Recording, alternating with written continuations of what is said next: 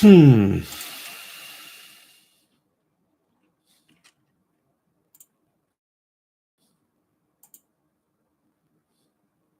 Wix Studio Web.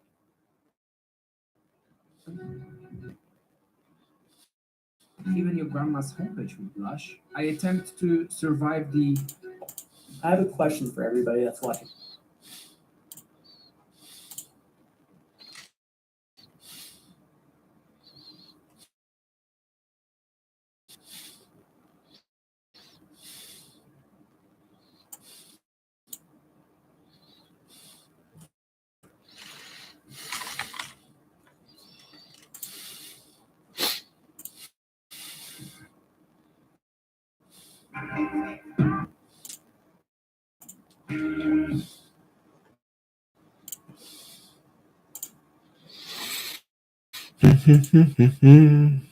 Hello.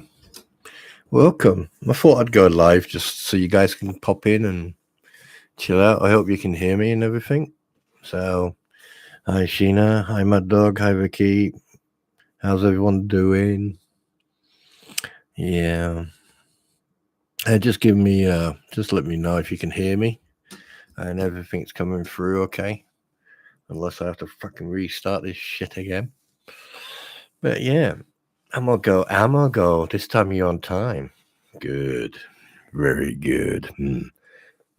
Right. I thought I'd do a recap. Now, something really funny. Oh, what's this? Hi, you must have something good. Oh, yes, I do have something good. I do have something good. Oh, God, it's come to a point now where I think some people need to realize that when you press buttons and when you are dishonest, obviously people like me. Hi Ozzy, welcome to stream, dude. Welcome. Right, here's something that people are so paranoid about. Everyone, right? Let's just clear the air here, okay? I'm not a vindictive person, and I'm definitely not a person who fucks around or plays around. But I am a type of person who I will make sure that you understand that I'm not playing a game. So let's make a couple of things absolutely clear here. The videos I've put up and the investigative journalism and the digging I have done is for one specific reason. Oh, hi, Jimmy. You Schwein, yeah, I'm going to call police on you. Hello from Scotland. Hello, Scotland. How you doing? All right. Everything I've done is for one reason: to make sure that individuals stay on the ethical rails so they don't derail and start talking shit. Now, a lot of you obviously know that I've been digging on Bubbles, I've been digging on Slug, I've been digging on Dave, I've been digging on the fleas, and obviously I put stuff up that they obviously didn't like, especially the other day when I put the video up, the fleas telling porcupines. Again, delusional or well, have a guess what? That video has got just coming up to 600 views. I can't believe either I'm hitting the nail on the head, or I'm doing something that is basically proving my point. And so far, I have been right in everything I've said. 591 views. Now, I'm not in for this for views. I'm not in this for subscribers. I'm not in it for anything. Right? But people say I should go live, so I am. But what gets me is that I've got 17 thumbs down on that one video. So that means 17 people have hurt feelings. Their feelings have been hurt. I wonder who that would be. But anyway, here's a little message for one individual troll. Terry Silverstone, or whatever you want to fucking call yourself. Don't come onto my videos and spout your bullshit. The two fleas are already doing that for you. If I want your opinion or if I want your input, I'll give it to you. So you and all your little fucking minions, all you people who want to go around spouting the same shit that the Fleas and Bruce and everyone else do, keep it to your own corner. No one cares. I don't care. And I'm telling you now, as from now on, you're not going to be able to comment on my videos. All right? You can like them or you can dislike them, but I'm not going to allow anyone to comment anymore. Right? Because I'm not into this woke, snowflakey attitude, behavior. Yeah, you think that like, oh, if you pressure someone so much, they'll back off. No, not going to happen.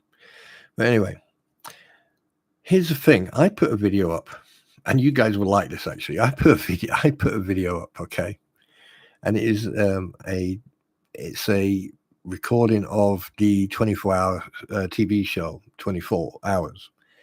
And I put it up. It's 12 seconds long. It's 12 seconds long. And all I did was, let's see how long it takes. Yeah, and I put in there, let's see how long it takes for people to go. It's got 101 fucking views. What were you expecting? What were you fucking expecting to see in that video with 12 seconds? Didn't you even fucking look how long the video was for? You know, my videos are like half an hour. Well, the longest one is an hour. On this whole fucking chicken shit freaking thing. But what did you expect? A 12-second? Did you expect fucking what? Your fucking royal flush?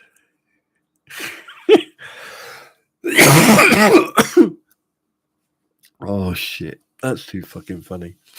Do you know what? Hi Yoda. Thanks for the Dr. Pepper earlier on, by the way.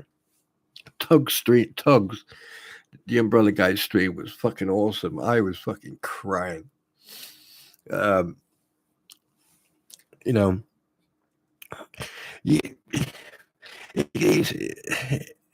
fucking bowls and handcuffs. Yeah, pink handcuff. Isn't there a place in Texas or somewhere in the States where they use pink socks, pink prison uniforms? Everything's pink. Oh God, he would love it. Right. I want to come on to you guys. You know that I'm not here to fucking spout shit. I'm here for facts. Okay. Now, I've been thinking. Let me take some. Oh, by the way, Yoda, I'm drinking some Dr. Pepper. Just bear with me, ladies and gentlemen. Just hang on a second. Oh God, this is going to be so nice. Darth Vader, yes, not.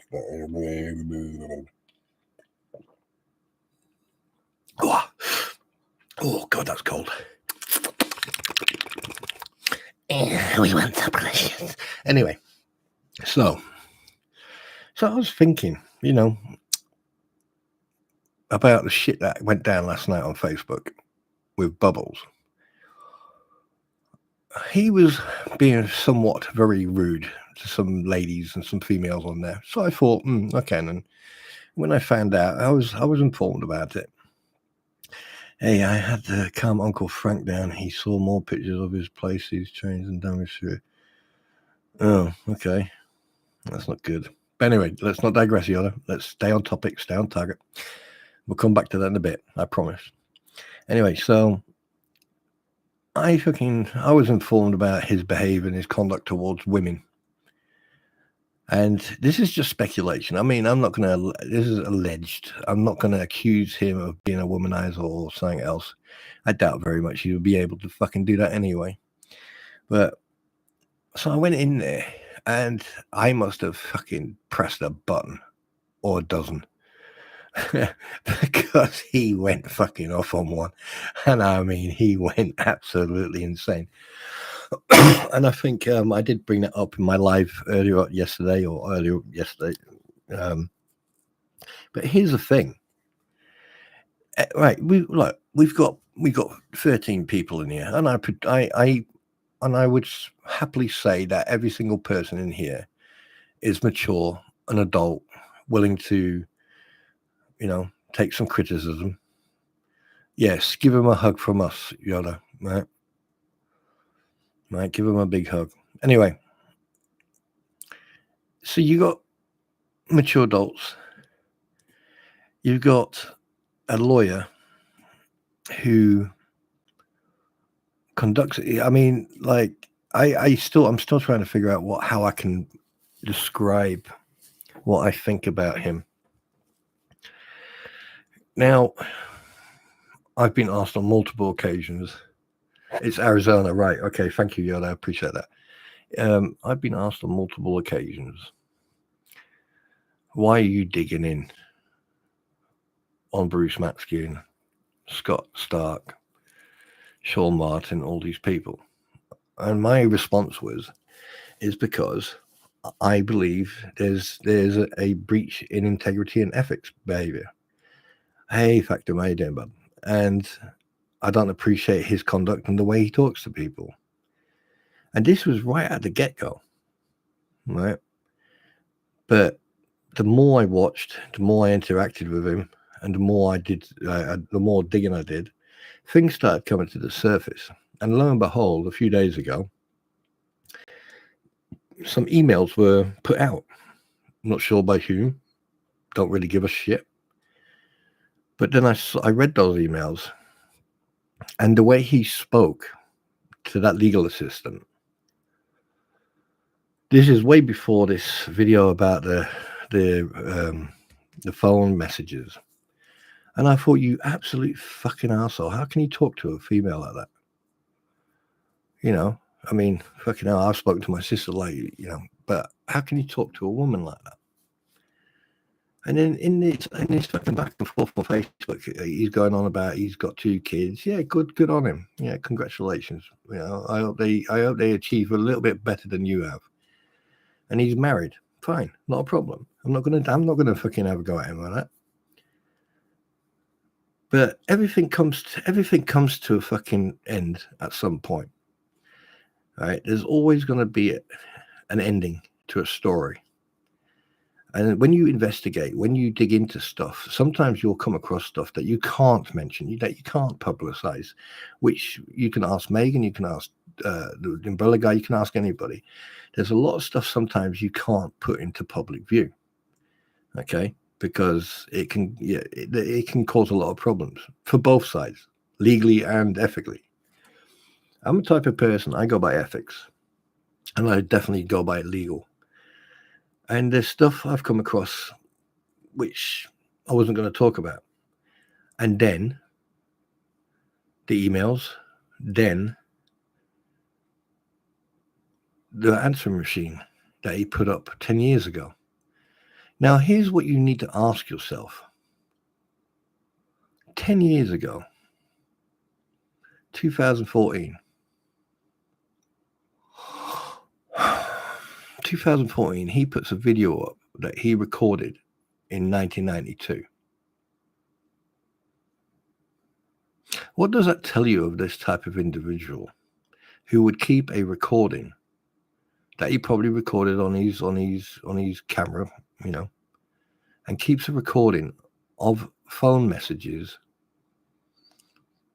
from someone, a female, probably someone he was seeing or having a relationship with, and, you know, whatever, and then dumped. But why would you keep a fucking recording like that? What's the goal?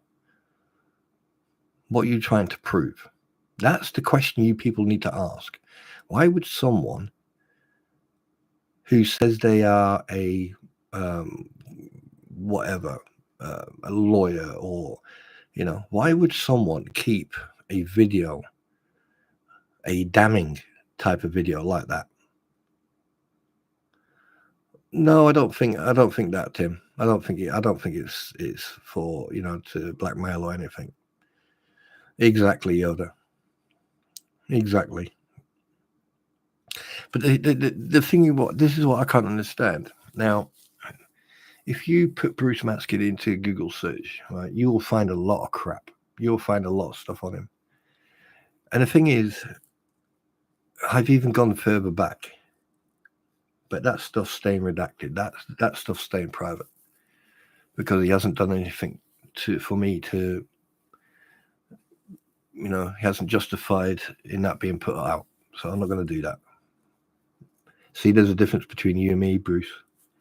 I've got ethics. I've got integrity.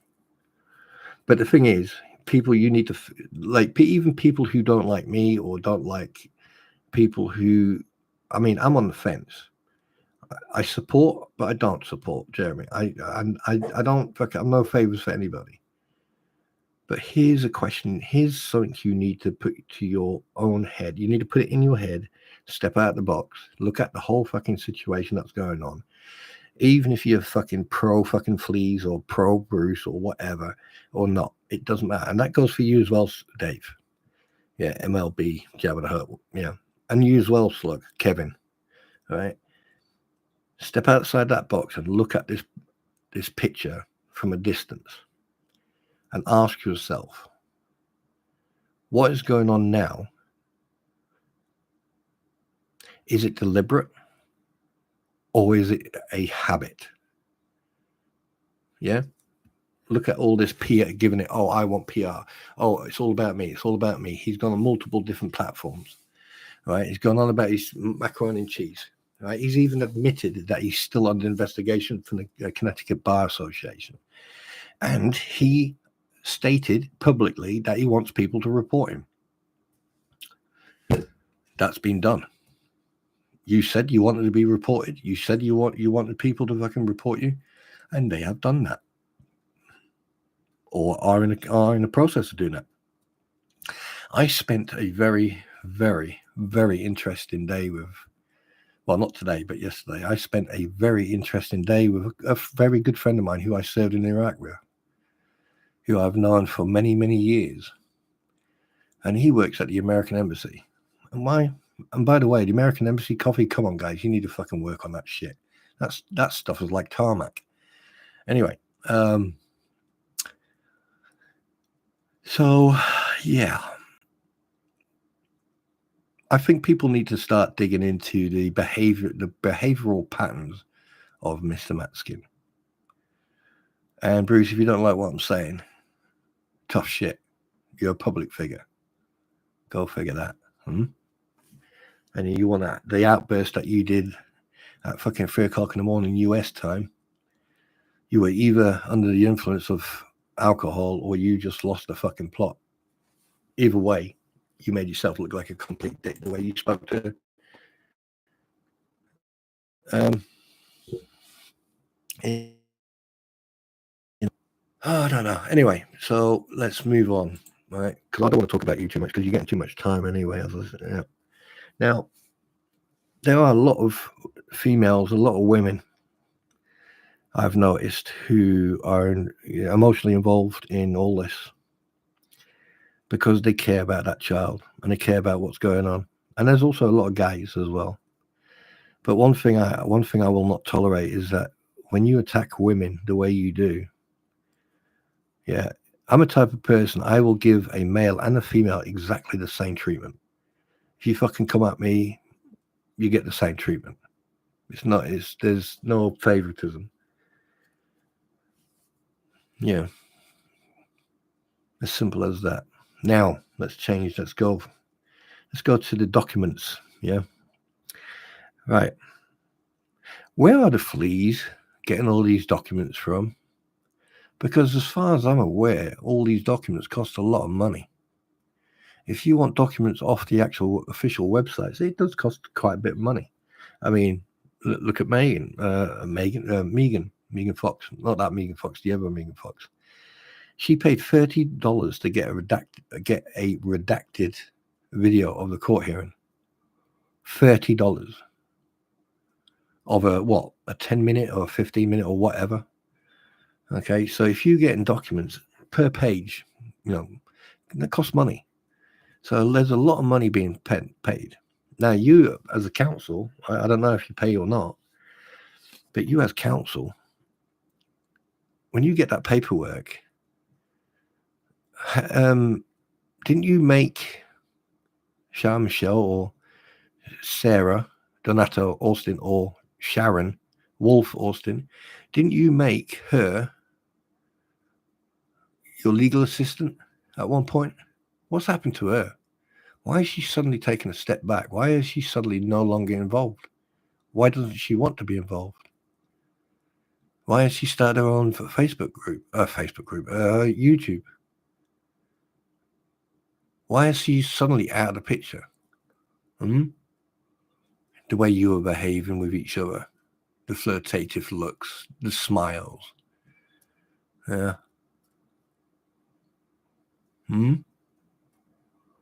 People, you need to step out the box. When you watch these videos on YouTube, step out the box, step away, clear your mind, come back and look at it unbiased. Look at these videos as an unbiased witness and just watch and listen. Pay attention to the body language. Pay attention to what's around them, what you see, what you hear. Look at their body language, at the eyes. Are they licking their lips? Are they fidgeting? All this stuff. It's all these little nitty-gritty things that you look for. People don't look for that. I do. I spend a lot of time doing that. Because, trust me, you get more information from that shit than you do just by watching a video. Like, for example, when Mr. Matskin was having a conversation with that chap in New York. Look at his hands. Look at the way Bruce was. Looking up, looking down. Fidgeting. But if you look to the right, you'll see two books, which I found quite interesting, very prominent. Yoga for Witchcraft.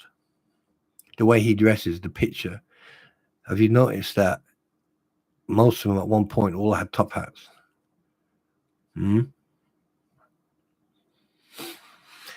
There's more to this than people think.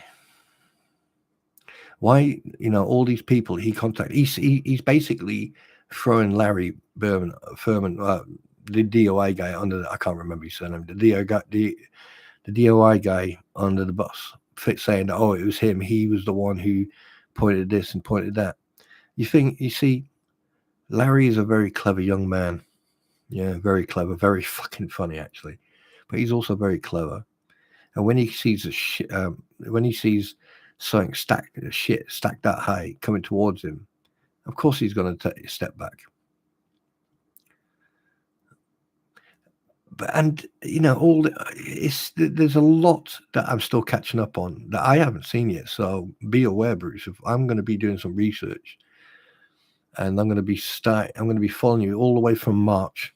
I'm going to start looking from March all the way up to present day, because there's a lot I've missed, and there's a lot of shit popping up on the surface that I'm like going, oh fuck me, I didn't know that. Yeah, especially the fact that if this hearing has been going on since 2022 and it's still ongoing, respectively answer the question about this fucking good standing at the Connecticut bar. Because I doubt very much they would have fucking gave you that if you are still under investigation or you still got a pending hearing. Yeah. Why are you trying to set up an LLC in Massachusetts? Shouldn't you already have one? Now, people have said, you keep on going on about it and going on about it. I said, well, I can't. And the reason I'm going on about it is because every fucking day something new pops up. Every fucking day something new pops up about that absolute space cadet. And he does this. Well, if this is the way he wanted fucking PR, holy shit! No wonder there's a shit storm going on about your presidents over there. Hey, let's have some PR. Okay, just stand on the stage and look like you'd lost and you got dementia, and then just point at someone who doesn't exist. Yeah, okay, right.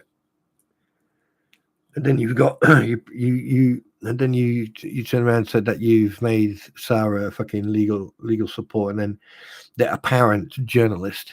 She's not a fucking journalist. She's just a typical American who goes by the first and fourth. Not first and fourth. What's the First Amendment? What auditors do? That's what she does. She does right. Anyway, I'm not even going to fucking waste time on that.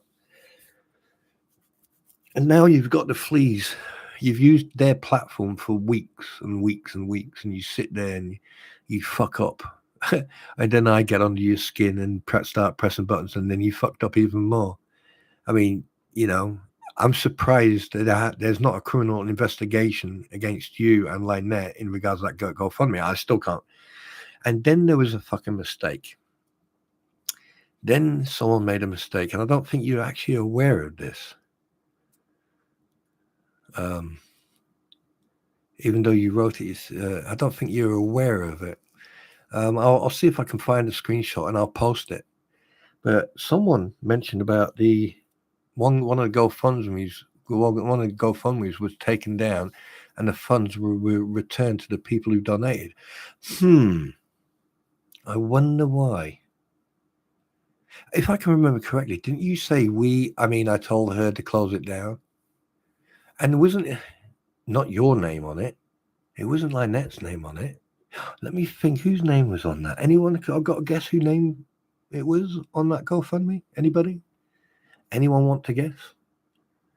Anybody? No. Let's come on, audience. Let's go. Come on, people in the audience. Let's go. Landon, well done, Mad Dog. Congratulations, Mad Dog. You have won first prize. Here is a hug without a reach around. Sorry, Vicky and Tim, you're too slow. Yoda, you're too slow. Aussie, you're all too slow. Yeah. Right. So tonight, here you've got my First Amendment, the freedom of speech and the freedom of press, because I am a freelance investigative journalist. Okay. So basically, you want a cookie and definitely a reach. You're not going to reach around. I'll give you the cookie. Fuck it, I'll buy you a whole pack if I need to. Right. So it's got Landon Preston's name on it. So, Bruce, answer this one question. If you didn't know that who had access to that, why did you tell Lynette to close it down? And why the fuck does Lynette have access to it when Landon didn't no more? And his name is on it. Wouldn't one say that would be fraud? Any Americans in here can please elaborate what the American terminology is in regards of saying that's not your name, but you're, can someone elaborate? Can someone give me the wording for that over in America? What would you say over in America? It's fraud, isn't it? Is it gaining funds under the deception? Fraudulent deception? Yeah. What about the fact that comments by Lynette and other individuals saying that Mr. Lloyd was giving Landon and people alcohol, but Landon stated categorically he never received any alcohol from him? Interesting. Now, here's one thing everyone needs to fucking remember. There are so many screenshots and so many fucking...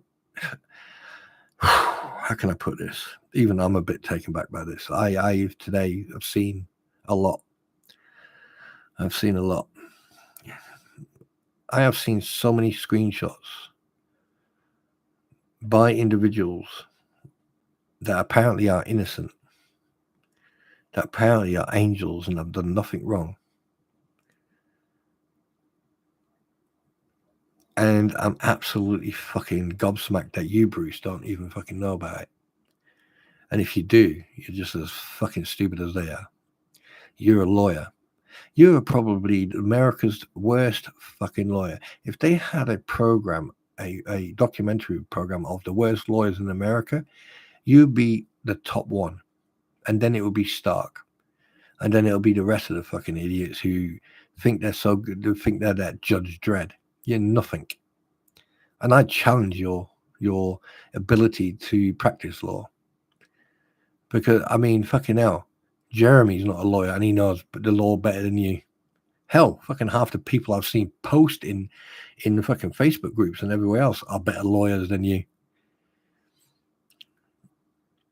But it all cuts down, and then suddenly you're on this platform with the two fleas and Mr. fucking I used to be famous wrestling fucking alligators.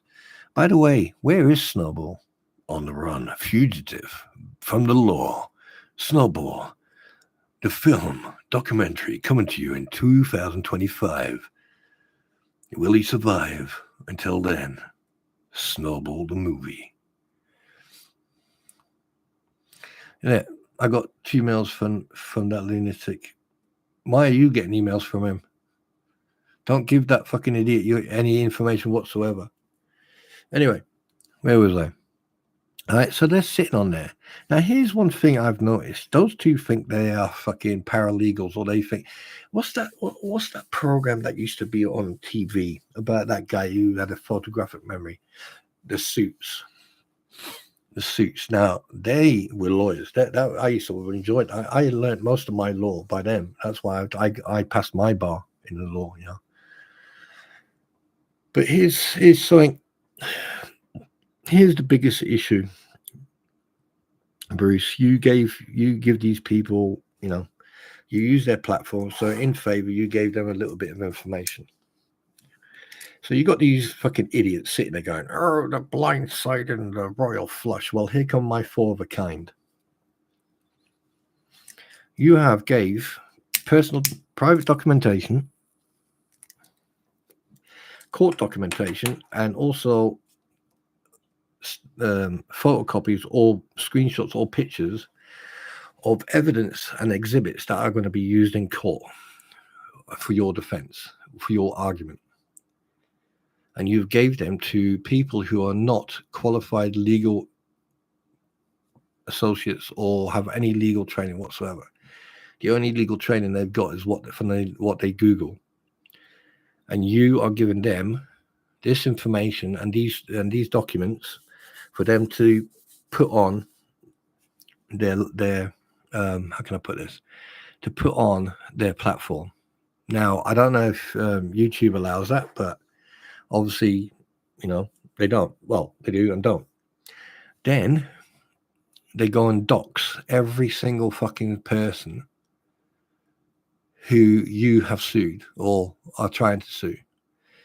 Every single person who went to retrieve the RV and the property from Lloyd, they have doxed live on their stream from the document that you gave them. And if they come out with this excuse, no, we found it online. Yeah, right. Yeah, whatever. The fact of the matter is that document was written and sealed and signed by you. So you've got every single fucking person's address, information, and then you've also got Corporal Gregory's information on there as well. Now, I don't know how a normal court will respond to this, or your superior courts or whatever, but I wonder if every single one of those people, Diana, Travis, that the RV guy who else was there? Fuck it, everyone, right?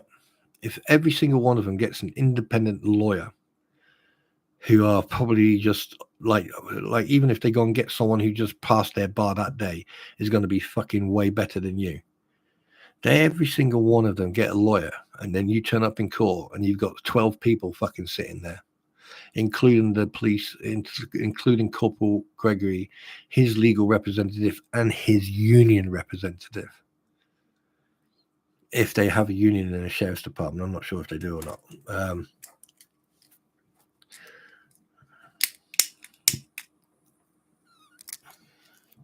How the fuck are you going to deal with that, boy? Eh? How are you going to deal with that? You can't even fucking handle keeping fucking documents private.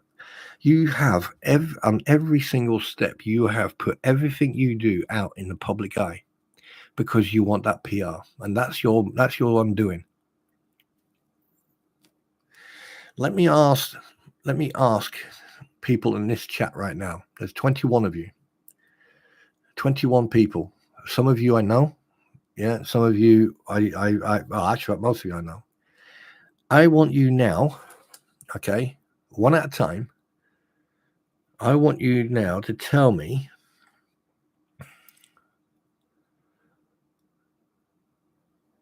why the fuck is my fork gone? My brain just went, eh. I want you to tell me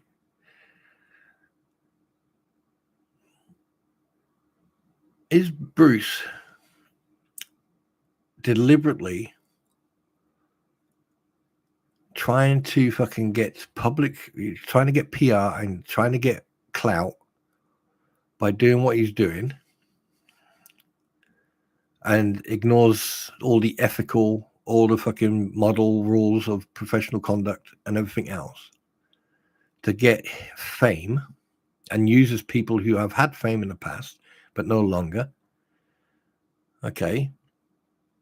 Or is he just that's so incompetent that he is jeopardizing not just a court case, but also everything that John Cook and Lynette Preston own? One or two? Or both? One or two or three? Both? All the above? Both? You hear that, Bruce? People are going both.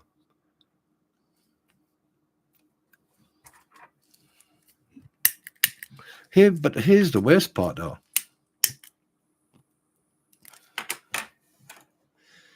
Here's the worst part. You're taking all those guys to court and suing them, whatever, for whatever fucking reason. We'll come back to that in a minute. But then you're also taking Megan Fox, Larry Foreman, Rattus, George. You're taking them to court as well. So you're taking 1, 2, 3, 4, 5. Wait a minute. 1, 2, 3, 4, 5, 6, 7. You're taking 11 people to court, you absolute clown. 11 people. 11 lawyers. You're also taking, and out of those 11 people, one's a corporal in the sheriff's department, and the other one is a fucking lawyer who's really, really fucking good at his job. And then you're also taking an investigative journalist who's also really fucking good at her job. Hi, Uncle Frank. Welcome to the stream. We've heard that you've had a bit of a upset, and hope everything is fine, and hope you're okay, and you got our support, you know. So you're very welcome. Very, very welcome. Now, where was I? So you've got all that to deal with. And the worst thing you've got, right, is the fact that you've got people like me watching you. I'm not breaking any law. Everything I do is above board and it's fucking legal. Oh, wait a minute. Hi, Miss Perez, 21 views only, 17 like, please. And smack that like, yes, go ahead and smack that like button. Okay, please, thank you.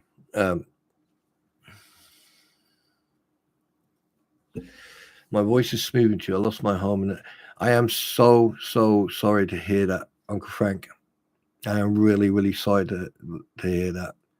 And you know, and I've also heard about the unfortunate demise of 166, I believe, people and all the damage. But please think positive, stay positive. There will be people and there will be things out there that can help you rebuild. Okay, so always please think positive. Yeah.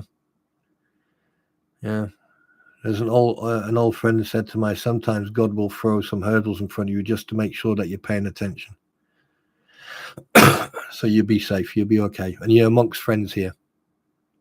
All right, so just sit back, relax. Excuse me. Just sit back, relax, and enjoy the ride. Yeah. All right. So you'll be good. You'll be all right. Yeah, Yoda's mentioned that, and also you need to talk to your nephew to stop giving me Dr. Pepper because I'm farting like a trooper right now. Anyway, I'm burping as well. Anyway, so besides all that legal shit that's coming in, Let's go to back to the two fleas. Now, Robbie, I've noticed that Robbie is back down a little bit about his, bravado and about his big mouth.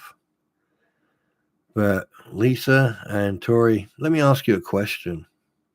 And I know this question is going to get back to you because you watch everybody who doesn't like you or doesn't agree with you. You watch them like a hawk. So here's a direct question to you. Where's that money going?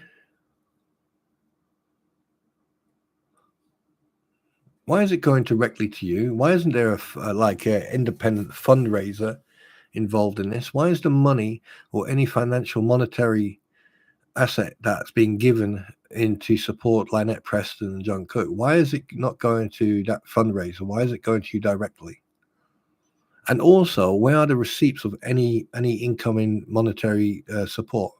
Why aren't we seeing this money? Why aren't we seeing the receipts of this? So that's one question. Right. So that's what I personally would like to see. I want to see weekly. I want to see weekly receipts of how much of income you've received. And that goes for everything. That goes for you. That goes for Bruce and everybody.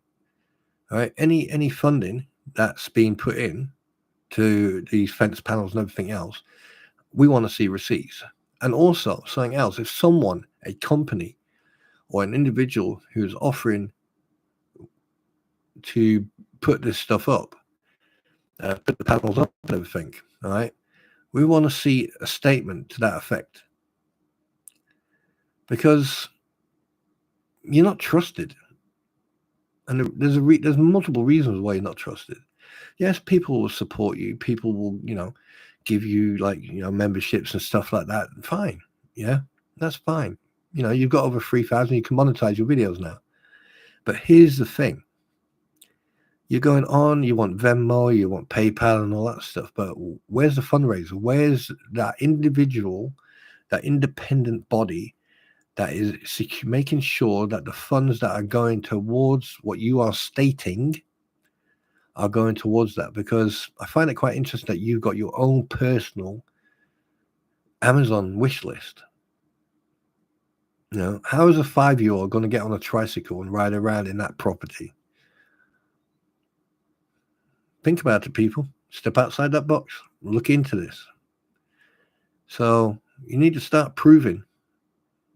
You need to start showing evidence. None of this fucking flapping your gums and what we say is gospel and we tell the truth.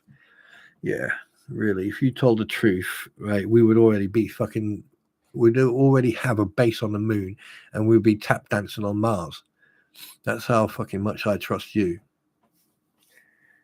All right, so that's point one. Point two, you made a couple of mistakes the other day, and I've spoken about this, but some people probably didn't catch up.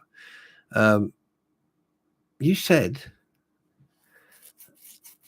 that the baby was left at the hospital and they both left. Mm-hmm. Interesting. Here's my question, though. Here's my question. If they left the hospital after the birth, you say they, that's him and her. Let me ask you a question. How the fuck did she sign that paperwork when the child was born, but signed it under duress? And how the fuck did he sign it when he was in jail? Uh-oh. Did I just uncover a discrepancy in your bullshittery? Oh dear. Oh dear, ladies and gentlemen, I do apologize. I need to stop streaming.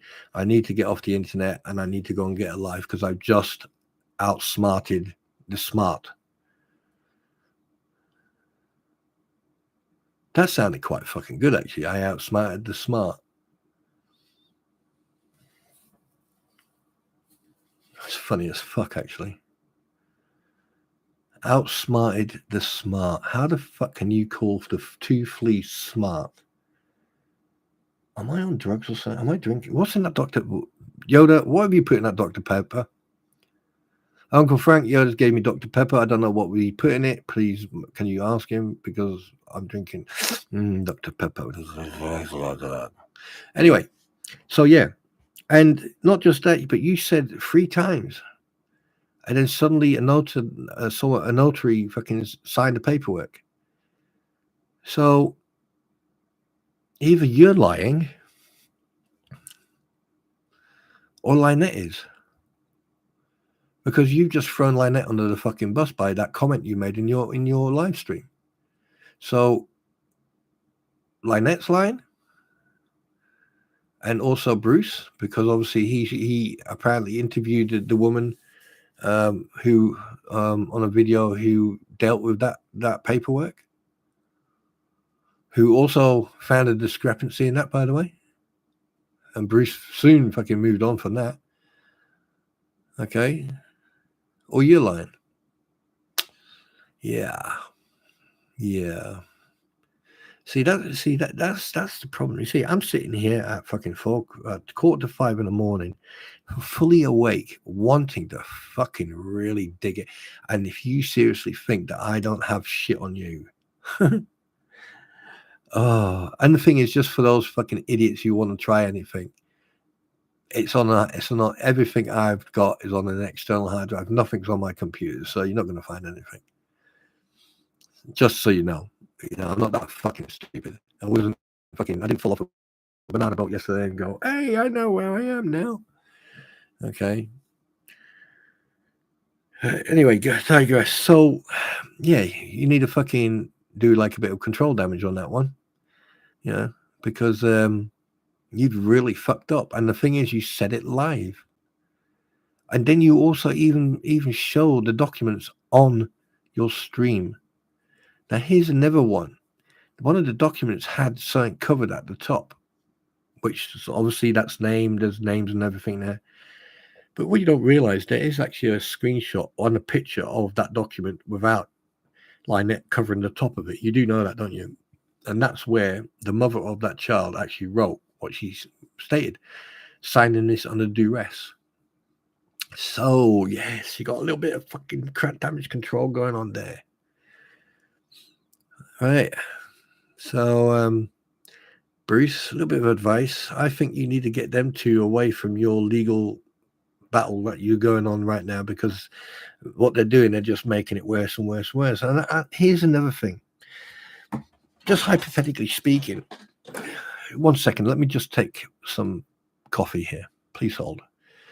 Talk amongst yourself while I have some coffee.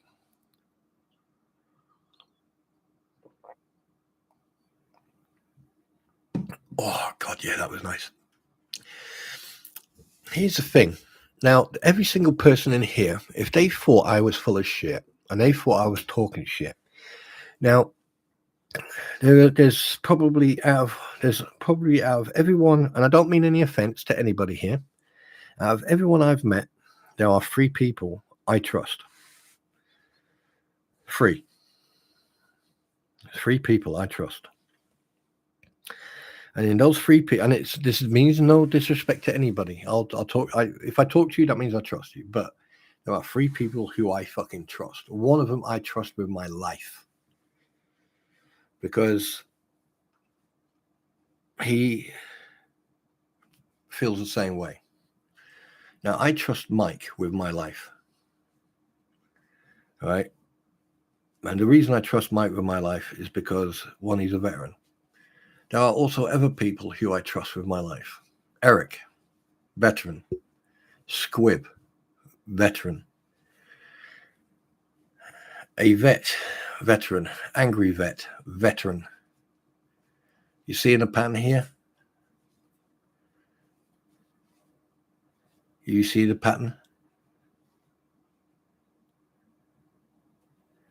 All right.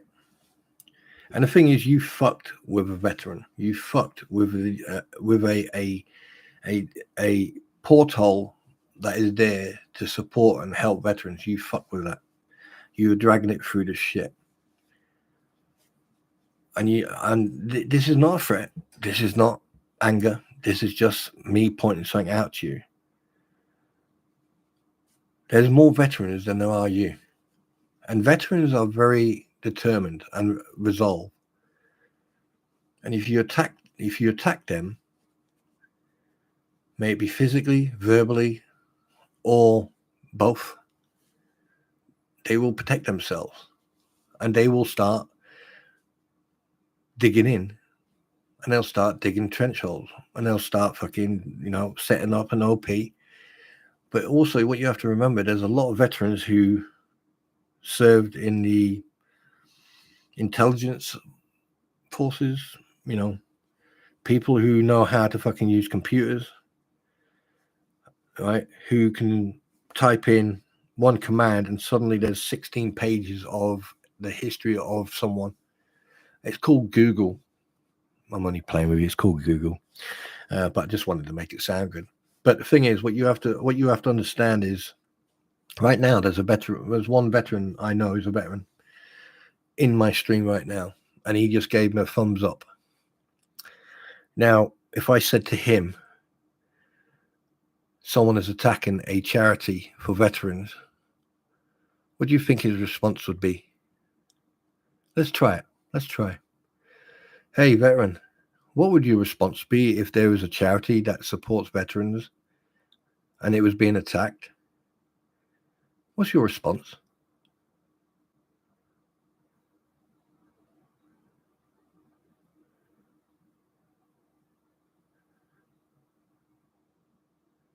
We need to wait. It takes a while.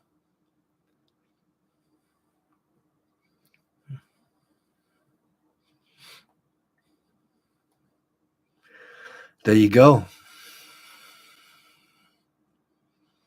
There you go. There you go.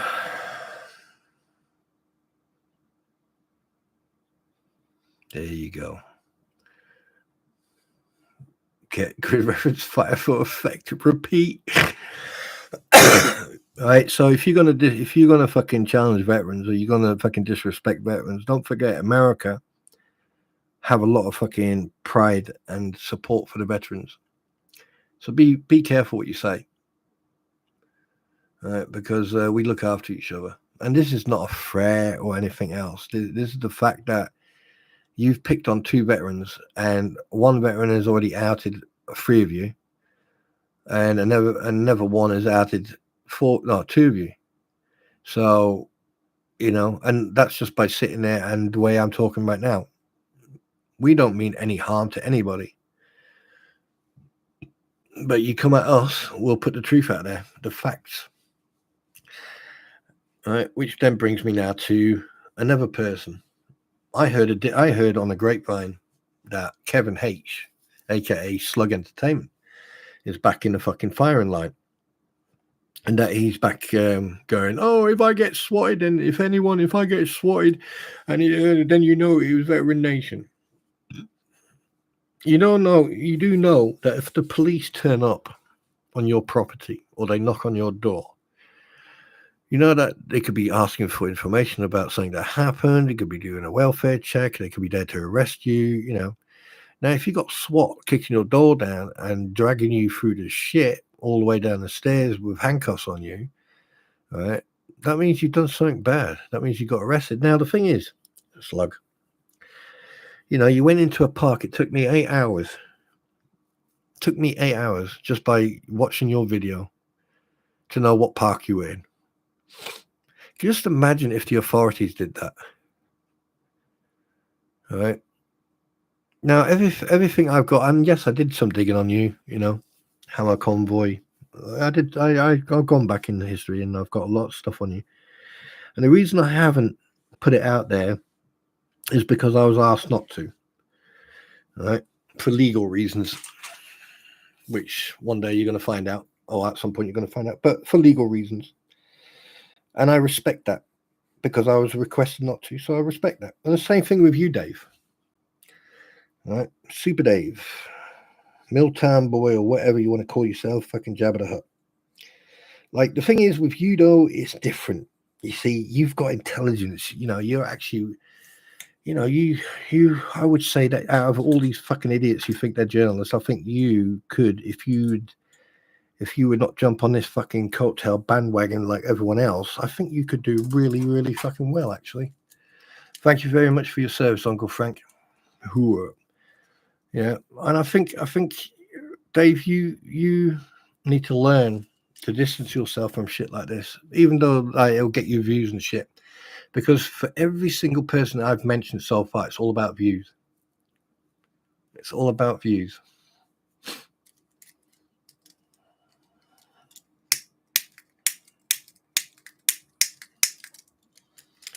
Me? I don't give a fuck. I don't care.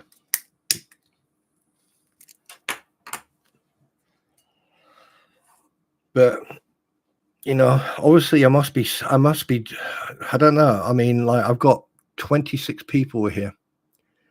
26 people who believe what I'm saying, or 26 people who agree with what I'm saying, or 26 people who think that what I'm saying is making sense, or 26 people who think that because I don't go around and fucking swing my dick everywhere and give it fucking, oh, I can do this and all that.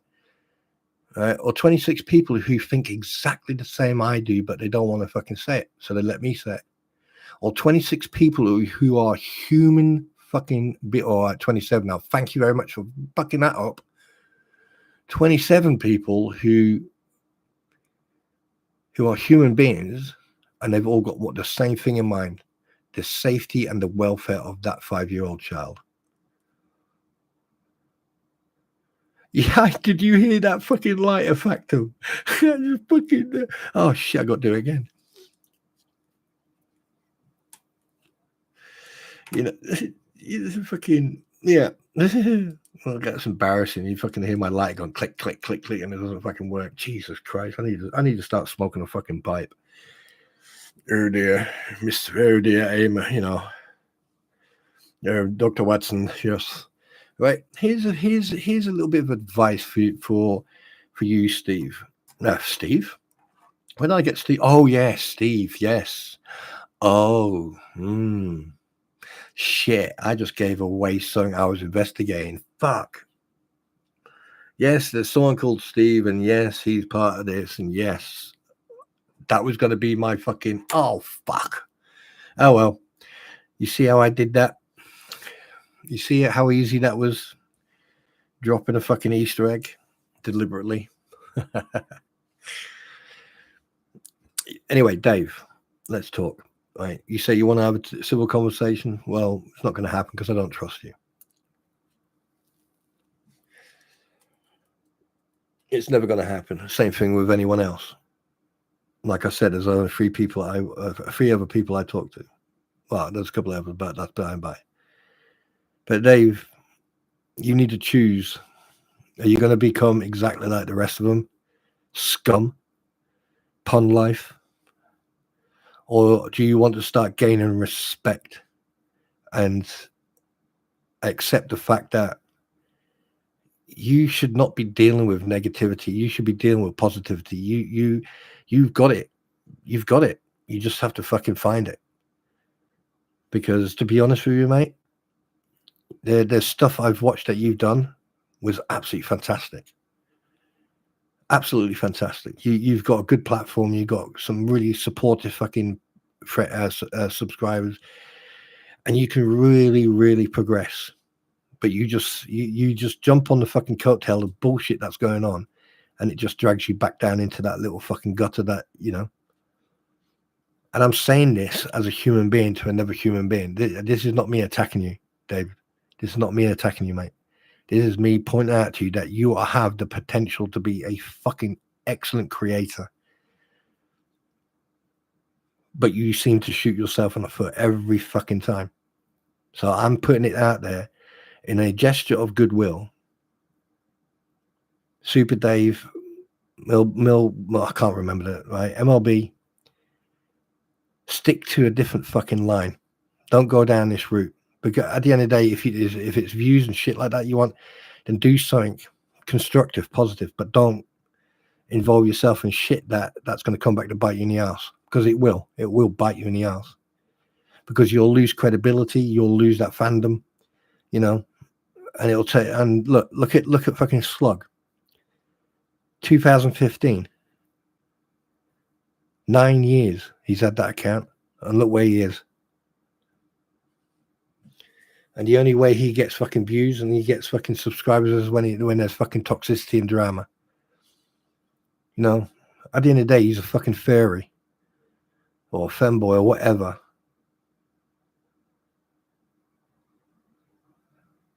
Is that the way you want to be fucking known as? Is that what you want to be known of? Your choice, bud. That's the only olive branch I'm handing out tonight. The only one. You have potential, dude. And I'm saying it because I'm as genuine as they fucking come. You ask anyone here, if I've got something to fucking say, I say it. And for me to fucking say what I've just said was fucking, it took a lot of work because of some shit you already done. But because you are, I personally think that you got fucking taken for a ride by Bruce to use your platform for him to, you know, put his rhetoric, but that's your choice. It's your platform. No one except you can decide who is on that platform. But like I said, the ball's in your court. That's all I've got to say. And if anyone disagrees with me in stream, fucking say it. I can take the constructive criticism. You can say, oh, fucking hell, you just did a 180 on us. Why are you fucking giving him a compliment? Because in a way, he is a good streamer. He's a good creator. And he deserves that little bit of credit. But the thing is, he needs to fucking understand that.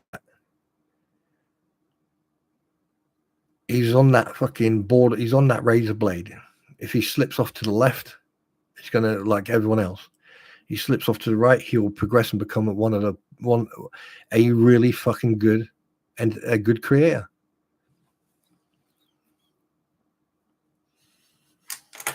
But it's his choice. Oh, are you trying to manipulate him to fucking? No, I'm saying it as it is. Fucking lighter. Ow. Fuck, that was good. You know. So there's your olive branch, Dave. Don't fuck it up. That's all I'm saying. Yeah, Yoda. Uncle Frank doesn't need to talk about his tours. One thing you have to learn about us vets. If we want to talk about it, we will talk about it. If we don't, we don't. Simple as, mate. That's as simple as it is. If we don't want to talk about it, we won't talk about it.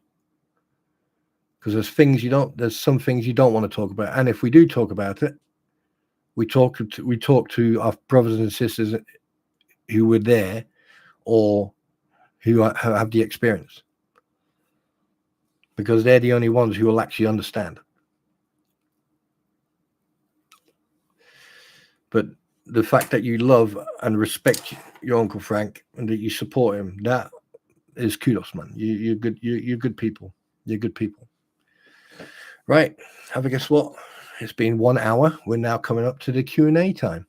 So what we're going to do, okay, and we're going to do this respectively. Most vets I know don't talk about their service. My dad was 30 years in the army as a sergeant. Got out because they wanted him to make a desk jockey. Yeah. Mm-hmm. Yeah, good on him. Good on him, Nina. Okay, so where was I? Oh, yeah. Right, let's do a Q&A. Okay, same thing. Put in a Q, couple of dots, and then at me, and then ask the question. Okay? So it is now 1 hour, 4 minutes, coming up to 1 hour, 5 minutes. When it turns 1 hour, 5 minutes, then you can start asking the questions. And it could be anything. It could be about this whole situation. Yeah, right, go. There you go. Off you go.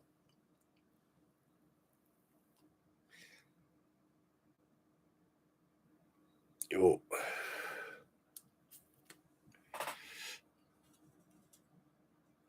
And actually, while you're typing those questions out, I'm going to go and check out the porcelain, because I think the porcelain god is calling me. Be right back.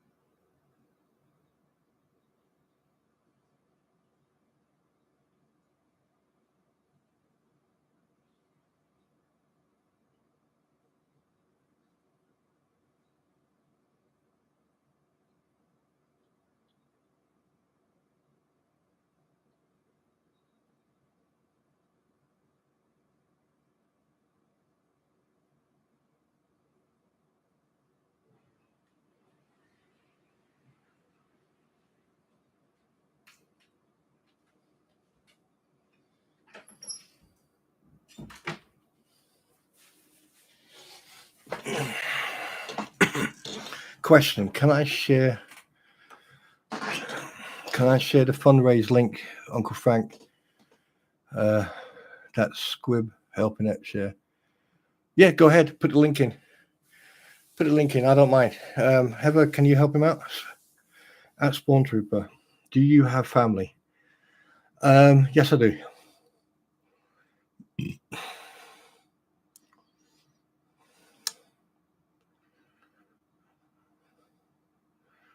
Nina, you need to elaborate. I'm sorry. I was waiting for you to go, fuck you, Spawn Trooper. No, yes, I do have family, but you need to elaborate that question. Do you have a dog? Yes, I used to have a dog. Actually, I've had 3. When I was quite young, I was given a German Shepherd when I was 5 or 6. I was 5, 6 years old. I had a German Shepherd. And basically, that was my first time I was responsible for anything. Hang on a minute. Responsible for anything. And I grew up with that dog. Unfortunately, he passed away when he was 14. So I was 18, 19 when he passed away. Yeah, but I've had 3 dogs, yeah. Right. Do you have a dog? No, right. Is there National Guard over there? Right. National Guard in the UK is called the Army Reserves, formerly known as the Territorial Army, and before that, the Home Guard. So it's progressed, and the Army Reserve now are trained up to the same level as, and they have been, but they're just more involved now because they come under the Parliamentary Act of 1996. So they go away with regular units. They train with regular units. They go on maneuvers with regular units. They go deployments with regular units. And the Army Reserve can also do deployments as any other regular. So yeah, they do. They are fully involved. They're just like your National Guard. Right. Okay. Next question. Not sure how to do that yet. Yoda, just put the link in. Kids, parents still alive, wives or exes? Right. Yes, I do have children. My parents, my brother and my sister are deceased. Spawn Trooper, I'm not here to ask anything of you, but do you mind me helping to support your cause? Tim, no. Thank you very much for the offer, but I'd rather you put your funds or whatever you want to do towards something good, like, towards Uncle Frank, or to someone who actually needs the help more than me. I'd rather you do that.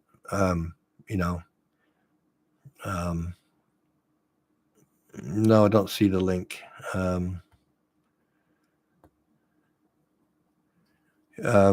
can I put it? I appreciate it, Tim. I really, really do, and I'm very grateful for your offer. But I think there's people out there, especially with the hurricane that just happened. I think there's people out there where you can say, if you had $10 or so, you just give $1 to 10 people. But thank you very much for your offer. I really do appreciate that. Thank you. But no, I'm good. What types of hobbies do you have? Oh, bloody hell. You're trying to figure me out, aren't you? You guys are trying to figure me out. Hobbies. Well, martial arts, boxing, parachuting,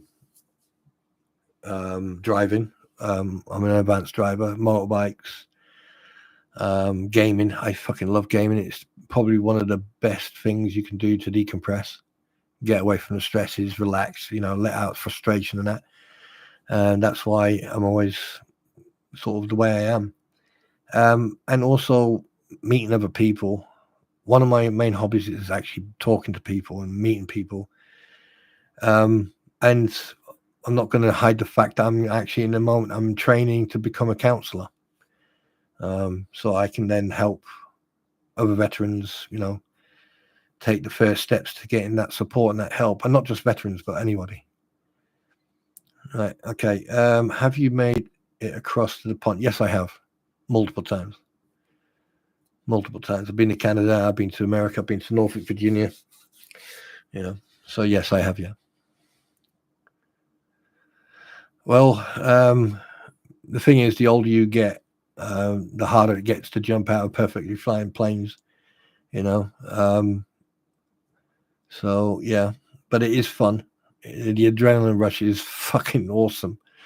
Who needs sex when you can jump out of planes? Yeah, sorry.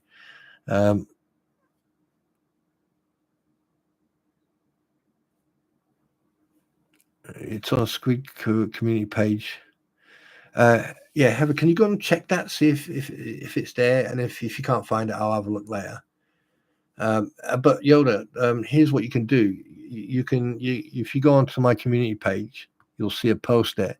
Just post it in there, and what I'll do, I'll take it and then I'll repost it again. Hang on a minute, 1 second. You said it's on a Squid, yeah? Oh, please hold, ladies and gentlemen. Please hold.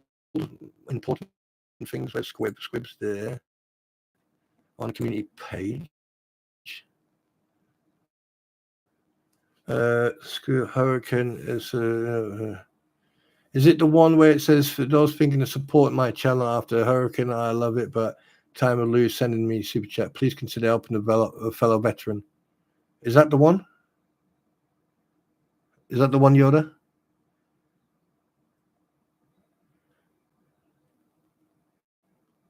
Oh, no, found it. Found it. Hang on a minute. Okay, guys, here you go. Copy. Okay, please go ahead and go and support. There you go. All right, this is for Uncle Frank. Fucking hell, Uncle Frank, you look like a bruiser. I wouldn't want to mess with you. Jesus Christ. I bet you're about 6'2" and got hands like shovels.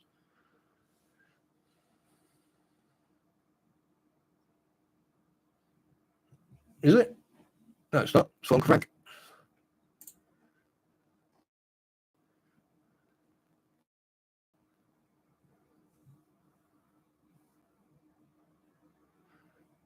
Yep, help Uncle Frank. He lost his mobile home because of Hurricane Leland. There you go. That's the one. That's the one, Tim. Oh, you're 5'5". Fucking yeah, I still wouldn't mess with you, Uncle Frank. Yeah. Question: What got you interested in being a counselor? Oh, fucking hell! Now you're gonna make people fucking listen very carefully. Well, the thing is, I've seen so many people struggle dealing with, combat stress and PTSD and other anxieties and, mental health stuff. And when you see them not being helped, or the help they're getting is not really, as a helper, you have a core skill, you have certain core skills that you need to use to, start a relationship with a client. Right. And then you need to build up a repertoire and a safe environment for that person to be then able to freely say what they feel and what the problem is. And this day and age, you either get someone who doesn't know how to do that, or you get someone who can't speak. It pissed me off. And then one day, a friend of mine called me, and you can talk to Skipper as well. I mean, he gets phone calls like this as well. And I had a phone call from a friend, and we were on the phone for at least 6 hours because he was struggling. And basically, for nearly an hour, all I did was just sit there and listen. And the more he sort of opened up, the more I could actually help him. What's a tunnel rat? I'll come back to that in a minute. And that's what interested me. And then one day I just said, oh, God, I wish I could help people a little bit more. And then someone went, well, why don't you become a counselor? And I was like, I can do that. And I went, yeah, you can even do it online. Really? Oh, yeah. And so, yeah, there you go. That's what made me want to become a counselor, because to help other friends. What is a tunnel rat? Uncle Frank was a tunnel rat. Now I'm definitely not going to fuck with you. A tunnel rat was an individual in the Vietnam War down in a jungle. If the troops came across tunnels, okay, because the VC or the Viet Cong would hide underground in tunnels, and what would they do is basically make loads of fucking labyrinths of tunnels and that. And what they did to flush them out, they would actually send in the tunnel rats. Tunnel rats were like the shortest guys you could come across, and the most psychotic ones, or the most dangerous ones. Like if you had a bruiser, he was 5'4" and didn't give a shit. And you just give him a torch and a pistol, and off he went. He'd disappear in that tunnel. You just go, and then you just hear this, and he'd come out 10 minutes later. And he went, "Yep, got one."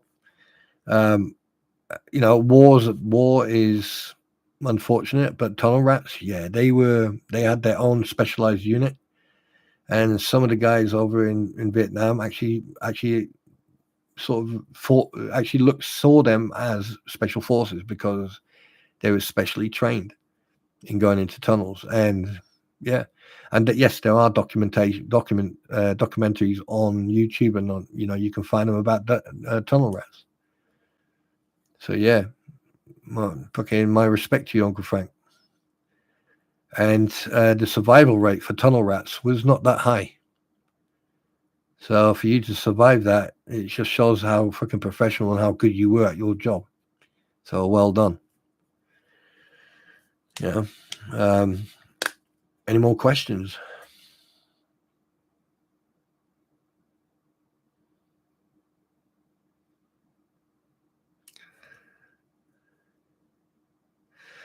What did I do in the service? Nina, are you a spy?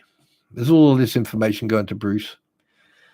All I'm going to say is that I was infantry. That's all I'm going to say. And I'm not going to give away my unit. I'm not going to give away my rank. But infantry was not the only thing I did. There was other stuff I did as well. That's why I'm good at fucking what I'm doing.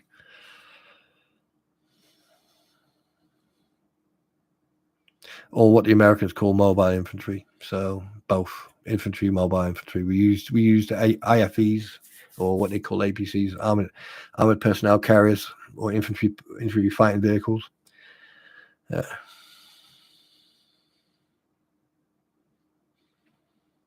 Yeah, Yoda. Yeah. I totally understand. He doesn't have to talk about it. No need to. Like I said, he'll talk about it when he wants to talk about it. SF, no, absolutely not. No.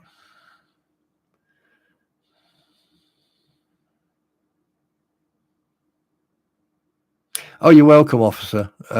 When would you want me to come down for my interview at the police station? Officer Cornet.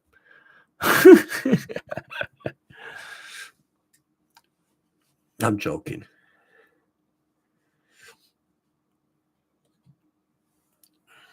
You see, the thing is, like, you've asked me all these questions that you'll still won't figure out who I am or where I'm from or what I do.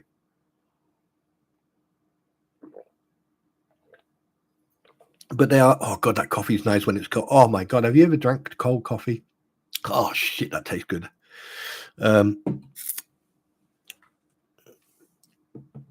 You see, all these questions that have been asked, are they telling?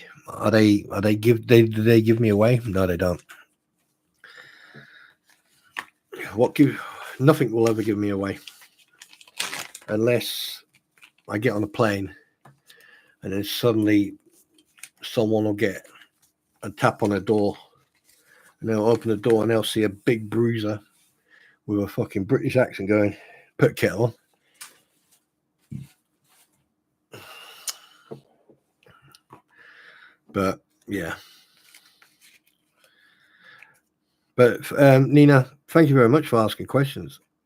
You know, the only way you're going to get to know each other. So let me ask you a question, Nina. Married? Children? What do you do for a job? Where do you live? And do you like fish? There we go.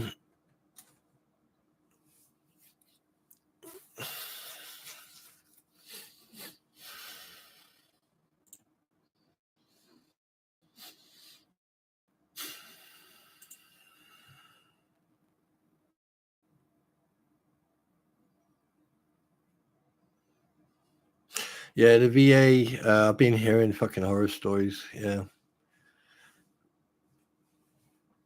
So, Nina, you still here or have you run away? Have you?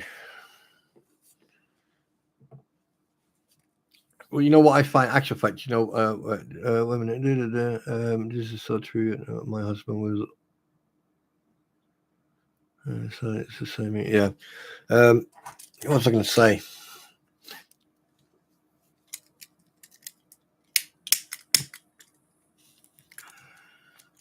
From what I've heard and what I've witnessed, the VA are as much use as a fucking candle in a fucking submarine, or let me rephrase that: a window in a submarine.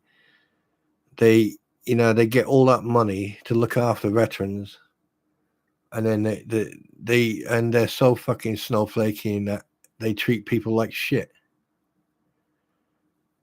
You know, the VA is there specifically to help veterans fucking acclimatize or get the help they need on a medical level or something else.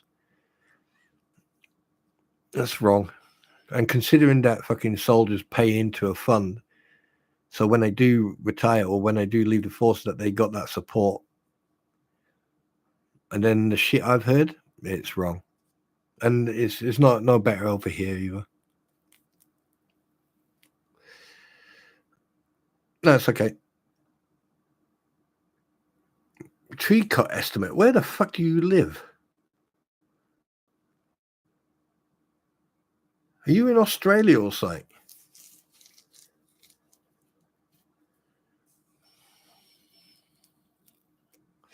Because someone knocks on your door at 12 o'clock at night. Where are you from, Nina?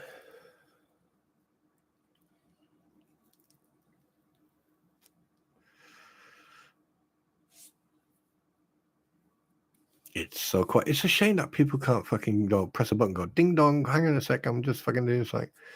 No, what was I saying? What gets me, right, in the old days, and anyone who served in the British Armed Forces will know exactly what I'm talking about if you're listening to this and watching this, right? In the old days, when you used to leave the armed forces, you would get a red book, you'd get a discharge book. And, you know, all your commendations, your courses, everything you've done, you know, how long you served, if you transferred from one unit to the other one. And, you know, now they give you a certificate of discharge, which is an absolute fucking piece. It's just a piece of A4 paper with a little hieroglyphic fucking thing on it. And it's a shame, really, because it's like they just lost that. How can I put it? That interest of like,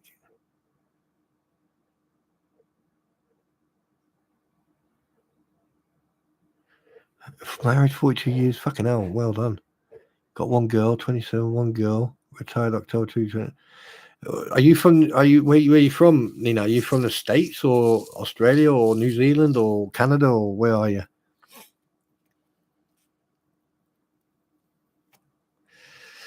You know, and it's a shame, really, because like I had to fucking, this is what, when I discharged, I got my paperwork through, and like any British soldier will know what JPA is. and I got my paperwork through, and whoever did my JPA instead of putting the start and the end of your qualification, they put the start of the course and the end of the course dates in. Oh God, that was a fucking nightmare to get sorted. Yeah. And promotion boards and everything else, MPARs, SGRs, fucking mid-year appraisals and SGRs. Oh God, it is, yeah, it's a clusterfuck. But can the two fleas? Yes, they can.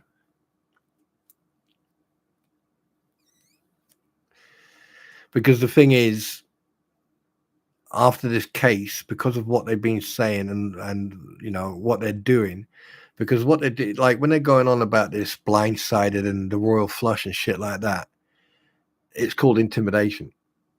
They're trying to intimidate people from stopping doing what they're doing. I'll come back to that question. I will sign back up, fight in my country if I could, and when we come back home. We were told to take our uniform off and before we walked. Yeah, Uncle Frank, I actually heard about that. And I'll tell you that story about this first sergeant in the mid-90s whose dad, I think his dad, had the same thing on the plane before they got on a plane in Hanoi. I think it was Hanoi or somewhere. I can't remember. It was somewhere in the Philippines or somewhere. But before they got on a plane, they were all on a parade, and they all got told to get civilian clothing like tennis shoes, fucking trousers, shirt.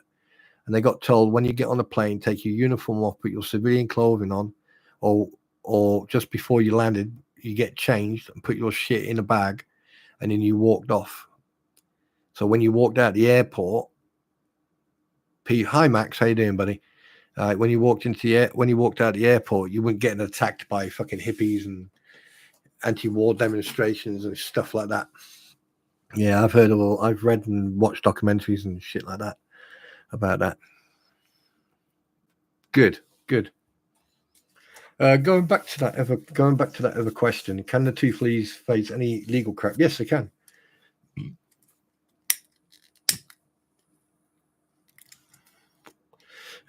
For certain things they've said in their streams, in regards to the legal documents and other stuff.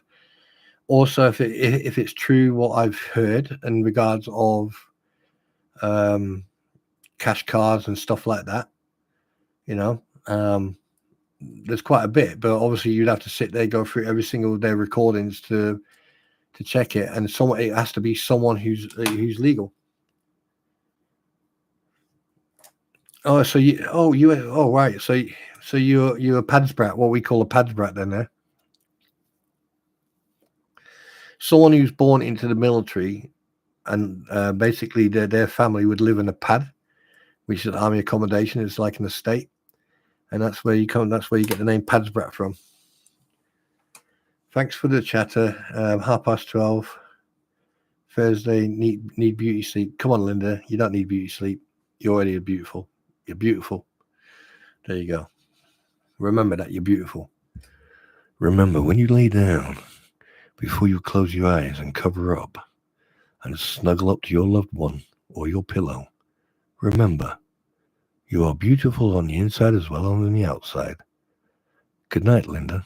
Sleep well.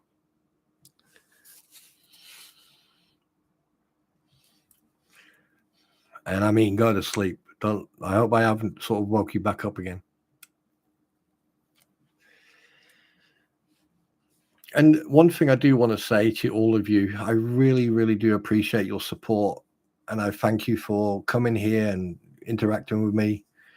And I really do appreciate that. And I'm going to blame other people for giving me this stupid idea to go live all the time. I'm not going to do it too often. I did say that I wasn't going to do it, but I like the interaction with you guys. I really do. But once I can tell you one thing now, and please remember this, and please don't take this the wrong way. When all this is done, because I'm not going to move, I'm not going to stop until this is all over.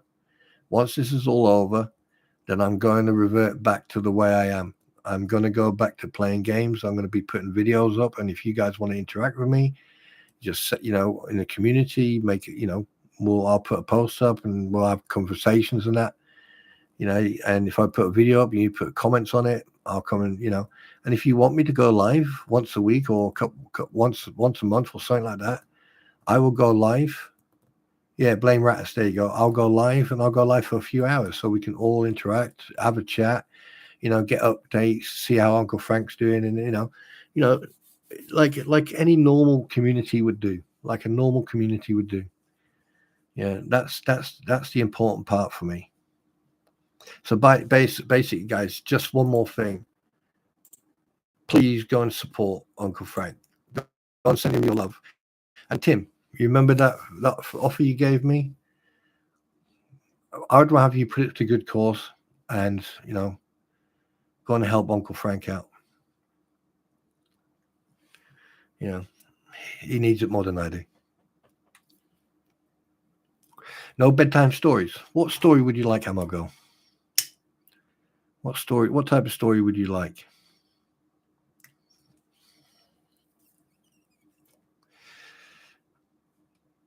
Okay, then. Well, do you want me to go and see if I can find one on Google? A bedtime story, so I'll read it out to you. I'll read it out to you. I don't mind. You watch how many fucking hate comments I get. USA called military brat. Yeah. Do you know what? Let's fucking do this. Let's do this. Bedtime stories to read. Bedtime stories for kids, bedtime fairy tales. Let's have a look.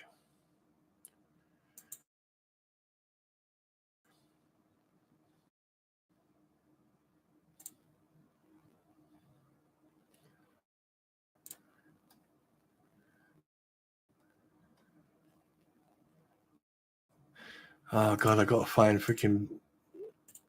How do I find these fucking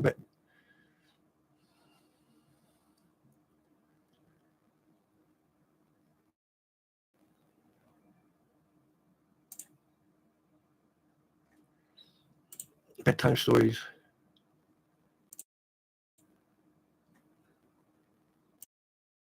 So I'm looking for. You want a bedtime story?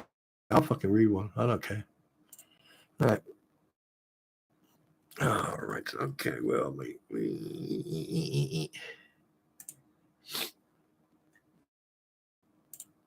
let's see.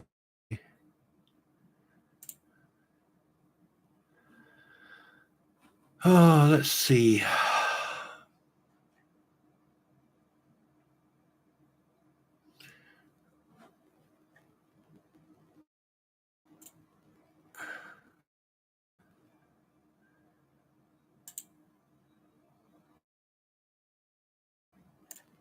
Oh, fuck.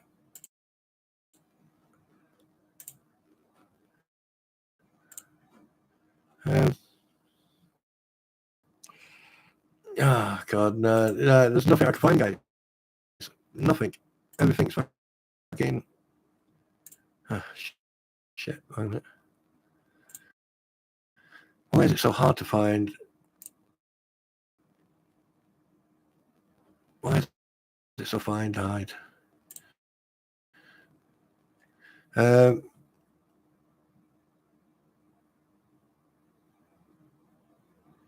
on a minute. Give us a bedtime story. A bedtime. Bruce hasn't been on Chiefly since Saturday.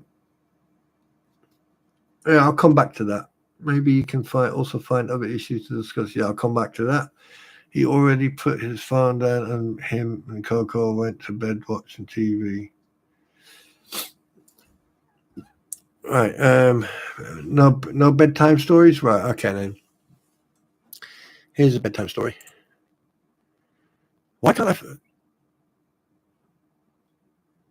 the fuck can't I find a bedtime story?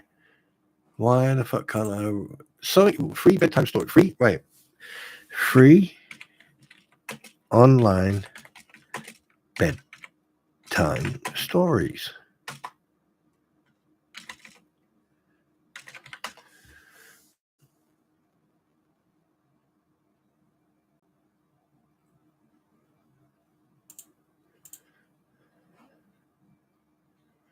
I don't even know what. Oh, here we go. Oh, look what I found. Oh, wait a minute. Let's make this bigger. Oh, bloody hell. Betty Watson was making Valentine's. What the hell have I just found here? Fuck it. Let's go for it. Do you want me to read it or not? Oh, that's page 51. Should I start from the beginning, or do you want me to? No, I don't like making up stories. Or do you want me to go from this page? It's called, what's it called again? Ooh. Oh, they're different stories. Okay, here we go. Betty Watson was making a Valentine's. She had to start days ahead of time to make enough for all her friends. Betty's Valentines were very pretty. She had bought 5 yards of narrow red ribbon, which she cut into little pieces about 2 inches long. Then she cut out a whole stack of big red hearts and even made tiny red hearts from construction paper. She passed one end of each little strip of ribbon to the back of a tiny red heart. On the front of each heart, she printed messages with white ink. Some of them said, "I love you." Some of them said, "My Valentine." Others said, "You're sweet," or "You're so nice." Still others said, "To Sally from Betty," or "To Doris from Betty," and so on for each friend on her list. Now Betty took 3 or 4 of these tiny hearts, always including the name heart, and pasted the other end of their ribbons to the side of the big red heart. When she pasted the big red heart into the center of the lace paper dolly, sometimes she snipped the dolly into the heart shape, and sometimes a square, and sometimes she just left it round. Well, whatever way, it made a pretty lacy white background for the red heart. The little hearts with their Valentine messages dangled from the bits of ribbon on the bottom, looking sweet and gay. By the way, sweet and gay means happy. Last of all, Betty cut little coloured pictures from magazines and pasted one into the centre of each heart. What bright, lovely Valentines she had when she was finished. Now there was nothing left to do but pop them into the envelopes and wait patiently as she could for St. Valentine's Day. How was that?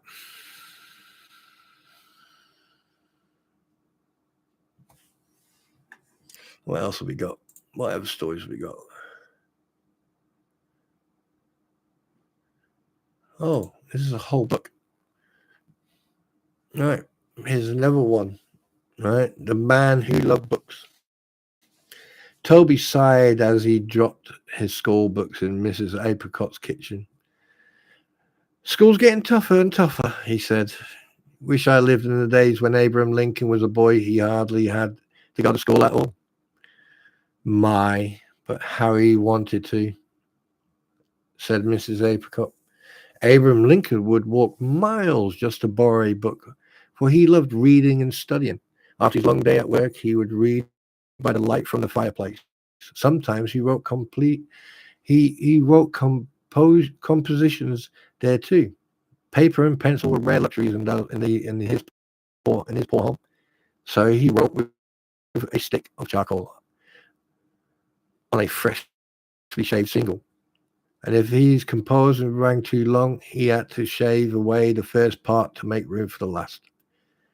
Once rain spoiled a book that Lincoln had borrowed. He worked many days to earn money for a new copy to replace the spoilt one, but he thought it was well worth it. Toby picked up his school books carefully. "I never thought how much books might mean to someone who didn't have any," he said.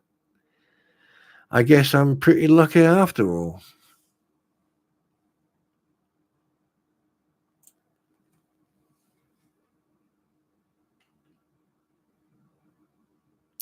Betty's teacher was telling the class about Abraham Lincoln. "Lincoln was a kind and honest, brave and generous," she said. Did you know that once he walked several miles over rough country roads to return a few pennies that he had overcharged a customer at his store? He could not let himself forget that the pennies did not belong to him. Doesn't that ring a fucking true? He might have said, "Oh, what a few cents," or he might have said, "I'll give them back next time she comes to the store." But instead, he returned those pennies that very night. I'm sure Lincoln's pictures show what a kind of man he was, but I want to tell you the story I've heard of his kindness. Once, when he was traveling about his state, speaking to people whom he hoped would vote for him, he saw a pig caught in a fence. Now, Lincoln and the men with him were dressed up for the speech making. The pig was muddy, and so was the road between the men and the frightened, squealing creature. But Lincoln left the carriage and helped the pig get loose. Then he went on to make his speech wearing a very muddy suit. When Lincoln was a young man, he made a trip down the Mississippi River on a flatboat to New Orleans. While he was there, he saw a slave auction. Children were being sold away from their own mothers. Lincoln's kind heart burned at the injustice of it. Do you suppose you remember that auction when years later he was president of the United States and freed all slaves? I'm sure he did. What a nice man he was. What a nice man he must have been. Thought Betty. What a good man.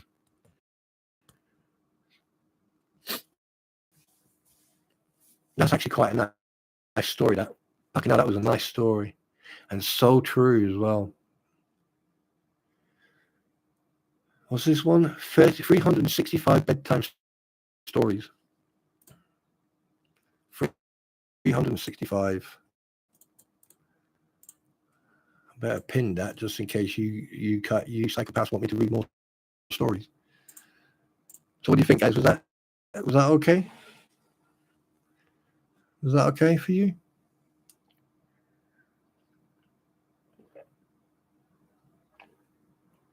Shannon wants me to make up a story. No more Dr. Paper. I'll be bounced off all the walls. Thanks for the coffee, but not for me. I can't have it because it gives me migraines. Well, thanks for the hearts, guys. Thanks for the hearts. Here's something. I'll tell you a little story. Once upon a time, there was a boy who grew up in Asia. One day he was walking down the road, and the thing is, in this country, they had a ritual. They had a ritual where young boys would help their mothers, with daily chores. And the mother gave this boy some money to go down to the market. You're welcome, I'll go. To go down to the market. And the market was on the coast, on the docks, where all the fishing boats were, all the yonkers were. And he walks down and he sits there and then realizes he's lost the money. So what he does, he walks all the way back to the house, finds the money that was just dropped outside the door of their compound wall. He picks the money up and he goes back down. But when he gets back down, the person he was supposed to buy all the stuff from had left because they were closing up. So he chased the guy and chased him until the guy gave up and obviously gave him the fruit and everything. But the guy didn't want the money. So the boy decided to go home, still had the money in his pocket. And in them days, money for people was quite hard to come across. They had to survive on scraps. And he decided, he gave his mother the food, the vegetables and everything else, and he still had the money in his pocket. And he said, "Oh, I'll be back. I'll be right back, Mum." And his mum always wanted tea. Right? She always had a thing about tea, the drink tea. And what he did, he went down and he went to this farmer who was selling tea leaves. And he bought tea leaves. And instead of giving his mum the money back, he gave her tea leaves. And the moral of the story is, right, if you get something for free, give something for free. Always make sure you give someone a gift. especially if something they always wanted. Like a child, give that child their childhood. Let them be a child. You know, if someone is in need of something, and you walk past someone who's cold, wet, hungry,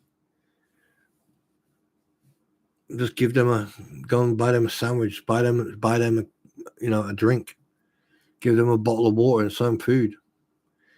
If someone, if you walk past a homeless person and that homeless person is, ask them, do you smoke? Yeah, there you go, here's a couple of cigarettes. Do you know how much boost of morale you'll give that person? It doesn't harm anybody to help. But if you rip people off to help people, yeah.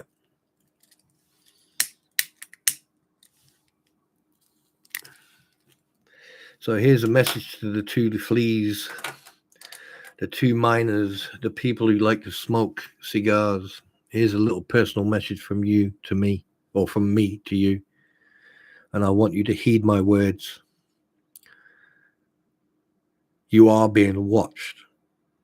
I will be asking questions. And the less you prove, or the less you show of receipts of any monies or any monetary gifts you have received for lighting out Preston John Cook, the more the spotlight's going to be coming on you. Because over the last few weeks, you must have received quite an extent amount of money and gifts and everything else. So here's a newsflash. You better start getting out, giving people, you can redact the names, emails and stuff like that, but I think it's about time you start showing receipts of the funds you are receiving for this apparent Christmas, and about the gifts and about the panels and everything else. Just saying.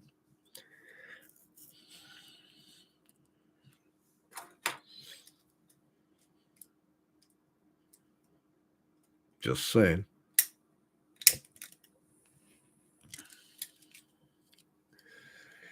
Because only one will survive.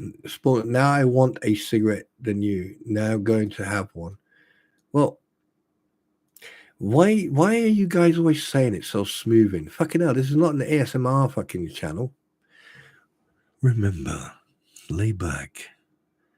David Green, greetings and salutations. Welcome to the stream. Exits are here, here, here, and here. In the event of an emergency, grab the next nearest person to you and use them as a parachute. So anyway, yeah. Hi, mate. How you doing?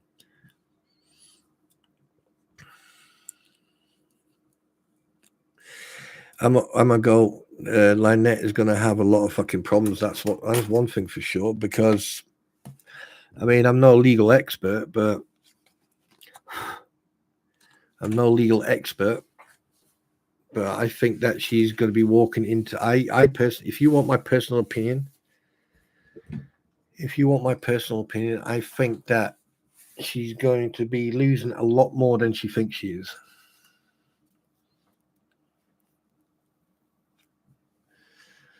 Puts TNT on all the exits. Hey, no explosives in my fucking household. Thank you very much. Only I do that. Yeah, I think there's going to be more. I think, because the thing is, if you look at the history of Mr. fucking Matskin and his court hearings,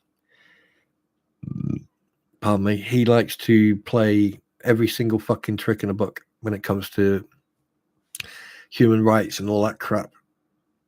And if you look at his history and from the way he approaches courts and the way he talks to people, especially women, yeah. But at the end of the day, I don't give a fuck. I'm what you call a bystander who has a interest in this situation. Truth, honor, integrity, ethics, evidence.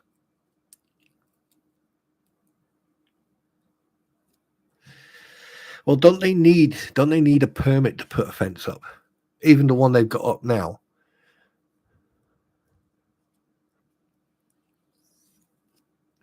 In actual fact, you know what? No, I haven't asked this question. Here, let me ask you a question to the people here. What do the rest of the people in fucking Otter Creek think about this whole fucking situation, especially with Lynette and that?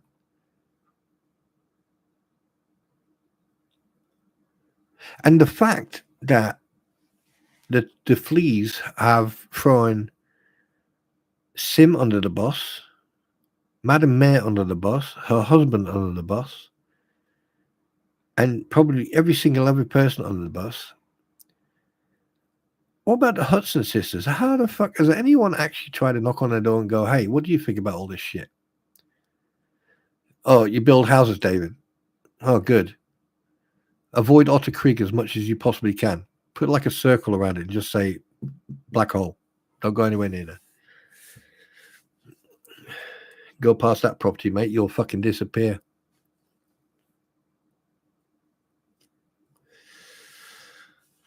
Yeah. I don't know. This whole fucking thing this whole situation is got so far out of control because of one individual. And everyone is hating on each other. Everyone is fighting each other. Everyone thinks they're a fucking legal expert, handwriting expert. How the fuck can that guy be a handwriting expert? How the hell could... anyway, we digress. How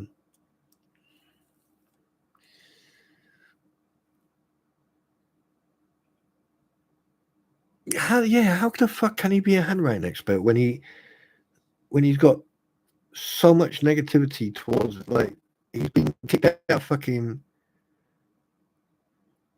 I need to fucking read that guy up again. I need to fucking read everything up on him. I need to fucking refresh my memory about that guy. Didn't he get kicked out of fucking some court cases because he was talking absolute shit? And he got ejected from the case. And they want to say that he's their expert? And then he couldn't even get it wrong. They couldn't even get it right. They said, oh, no, there's no red handwriting on there. I think you need to go and look at the pictures again.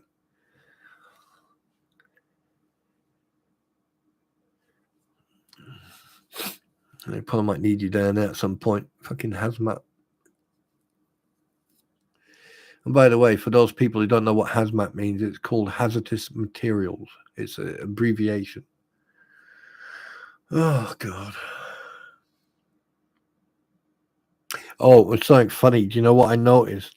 When the two fleas and Robbie were in the channel and they were talking, I could distinctly hear one of them typing into fucking in on a keyboard, or they were typing something, and then suddenly they start coming out with all this gibberish, and I was like, "Fuck you now."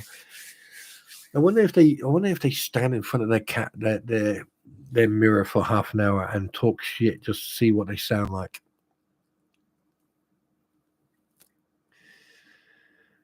I don't know. But there's a lot of people in this machine, the wheels, right? And the biggest troublemaker, it's not even really troublemakers, actually. I mean, it's more of who's telling the truth and who's being honest, who's telling the truth and who's actually factual. It's all about facts. It's all about evidence. It's not about, oh, you need to believe me because I tell the truth, or you need to believe them because they tell the truth. It's all about facts. When you've got people sitting in a channel, if we were all sitting in a pub right now, in a bar right now, all of us, all 25 of us, and all of us were sitting there, all right, and I'm the one talking, okay, and you're all listening, you're drinking your beer or the coffee or your wine or whatever, right, and I'm on stage talking to you, and then I turn around to you and say, right, out of all of you, I want one person to tell me what's wrong with this fucking picture. So, one of you, tell me what's wrong with this picture. Why is it that it's never based on facts or evidence that's being shown? It's all based on fucking hearsay and what I say is true and don't believe anyone else. So why is it that you've got so many fucking people believing what these fucking idiots are saying, falling for their shit, and giving them their well-earned money, and then a 50-50 chance of that money disappearing? Because the only time I'm going to believe that they're actually doing something good for Lynette Preston is when I see that fucking fence go up. And I hope they use the same people who built the fucking fence on the southern and northern Mexican border, because at least then that fence will be fucking secure. Well, or high enough, one of the two. Because I'll be very honest with you, I don't trust them. I don't believe them. I think they talk too much in regards of like, this is what we're going to do, this is what we're going to do. There's no actions, there's just fucking hearsay. So I'm going to keep my judgment until I fucking see that fucker go up. And if I see it go up and it's getting put up properly by a professional, David Green, you know about fucking building stuff. The minute I see that, then I'll believe it. But then they've got two choices. They need to then show all the receipts, all the costs, everything they spent the money on, how much money they received, and what the money went on. Because technically, because it's a public thing, yeah. Or someone contacts the IRS and say, right, I think you need to watch this YouTube program. I think you need to fucking do this. And due to the fact that this person is receiving state benefit, I think you need to do this and this. And that's why they're not sending the money to Lynette. That's why they're sending the money to the two fleas. Because they know for a fact if they send the money to Lynette, she'll lose everything. Oh, fucking hell, Spawn, you just said something really fucking clever. Oh, shit, yeah, fucking hell, I did as well, didn't I? Oh, my God. Oh, God, those two on that fucking program, on that YouTube channel, they're going to be going fucking, they're going to have a hissy fit. How, Spawn Trooper, how could you fucking say, oh, you know that Spawn Trooper, he's got 10 fake accounts. Oh, you know that Spawn Trooper, oh, he's got this. Oh, you know that Spawn Trooper, oh, he's got that. And I put up a fucking 12-second video, and I know for a fact that those two fucking clowns clicked on it to see what was in it, and it was only a fucking countdown. Yeah, shit. Talk about trolling the trolls.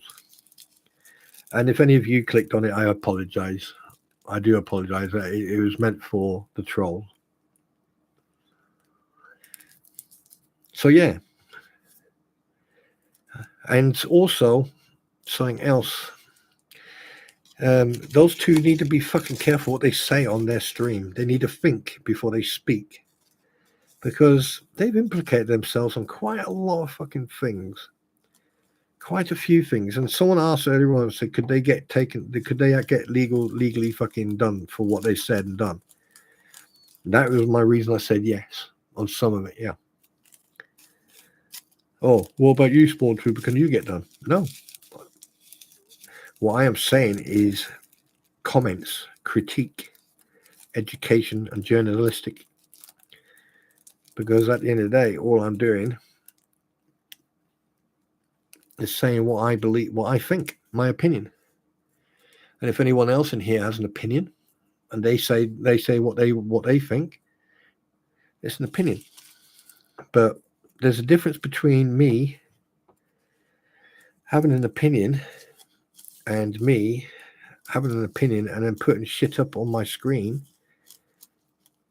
and lying through my fucking teeth and contradicting people, and then also fucking up to a point where, well, either you're fucking lying or Lynette is. That's the only way out, because when it comes to the adoption or the guardianship of that child,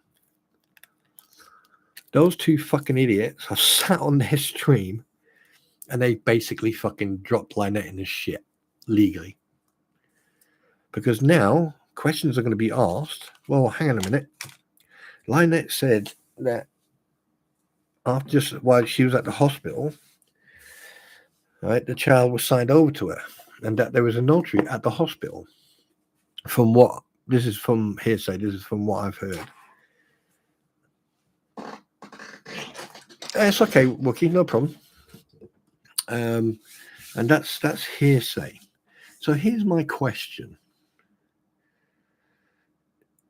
Regardless of what opinion people have about the legal fucking bureaucracy that exists in the fucking America and everything else, put that to one side, right? Let's not get confused. Let's look at the fucking picture. You have got two fucking women's who are disgusting, who talk shit, who are who come out with shit that even, that's probably why Bruce hasn't been on their stream for a while, because he just wants to fucking distance himself because he's not getting what he wants from him. All right? Talking about an adoption that totally goes against what Lynette said. Okay? They show documents on their stream and it totally goes against what Lynette said. So, the end effect is this. Common sense. Lynette Preston is lying about what happened, about this whole deal about the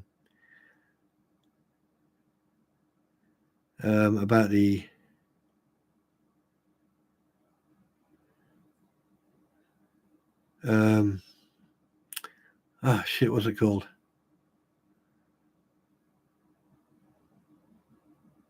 Anyway, yeah, you know what I mean. All right, or they are, or both. Glad you apologized. I wasn't happy. What were you not happy about, Nina? Apologizing for what? What's going on? What have I missed? Do I need to step in?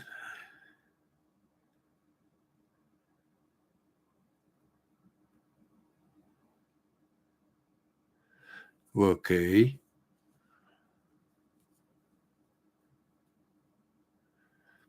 You upset? No. Human waste, but when it. Oh, right. Okay. Let me just read this. The flea told everyone to show up at Lynette's property with their channel shirts on to help. Oh, so now they're making that. So what? So they're selling channel shirts to make money. Oh, right. So they're taking people for a fucking ride now, and also inciting that people go down to that property. Oh, okay. So what happens if it all kicks off and people start damaging Tube Town? Yeah, and start misbehaving. How's that going to go down? That's going to go down very well. So you're causing even more problems for Lynette, considering all the shit she's already in. Well done. Good thinking there, the fleas. Good thinking. Well done. Well fucking done. Well thought out. God, how stupid can you be? But anyway, there you go. So, hey, Spawn, if I send you a screenshot, could I get your thoughts on it? Like I taking it overboard. Well, Dave agreed. I don't know who you are, and sending me a screenshot is going to be virtually impossible.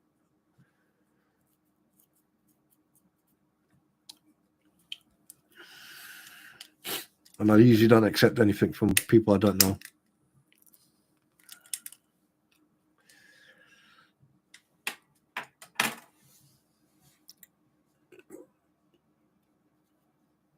I just post it.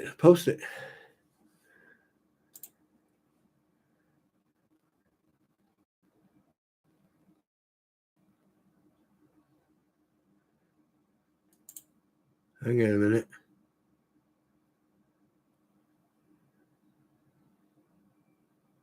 Oh, fucking hell.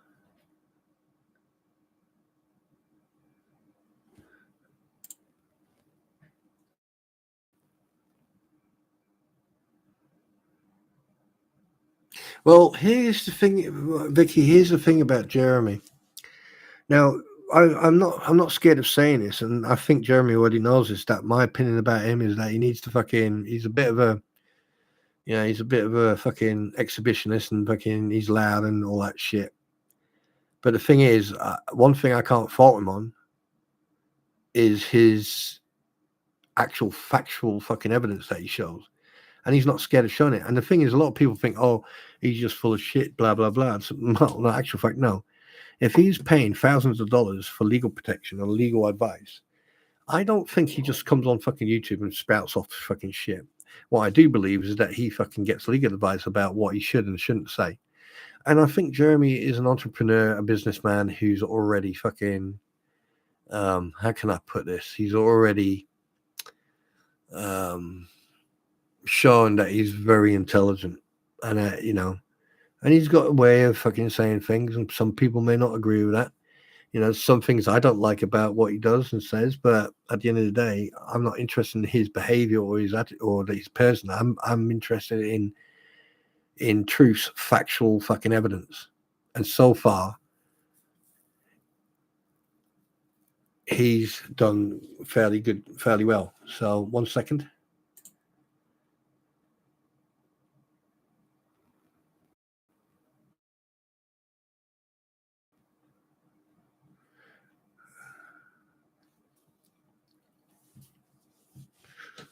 We have removed.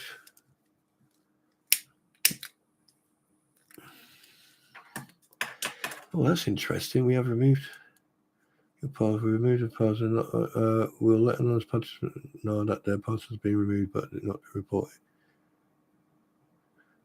Okay.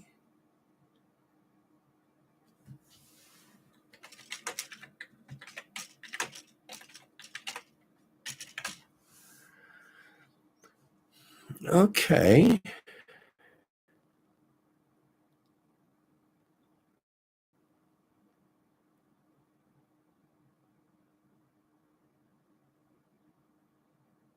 Oh, fuck's sake! Yeah, I remember that. Yeah, I'm not cheap. Well, post it in that chat group, and I'll have a look at it, mate. I agree. I don't agree with Jeremy 100%, but like, yeah. But the thing is, yeah, right is right, wrong is wrong, and I can't. There's nothing I can find that Jeremy has said that is wrong.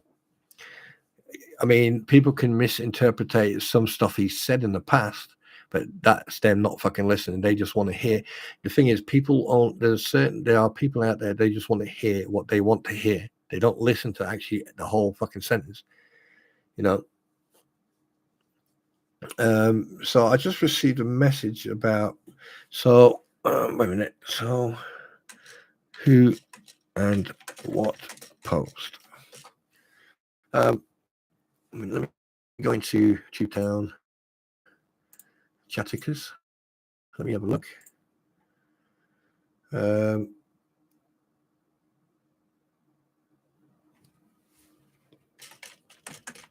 Right. I am watching. Hi from Alabama.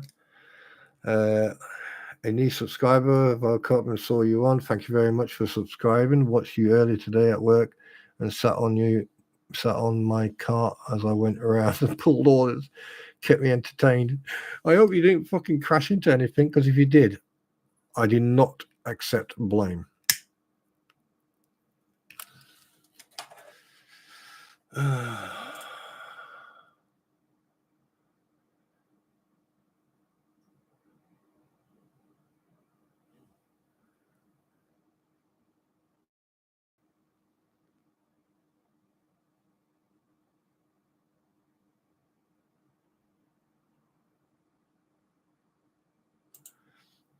Okay. Oh, you're David Green. Right. Okay. That's a very interesting picture, David. And by the way, I apologize. Good to see you, my man. Yeah, that's very interesting. That's very interesting.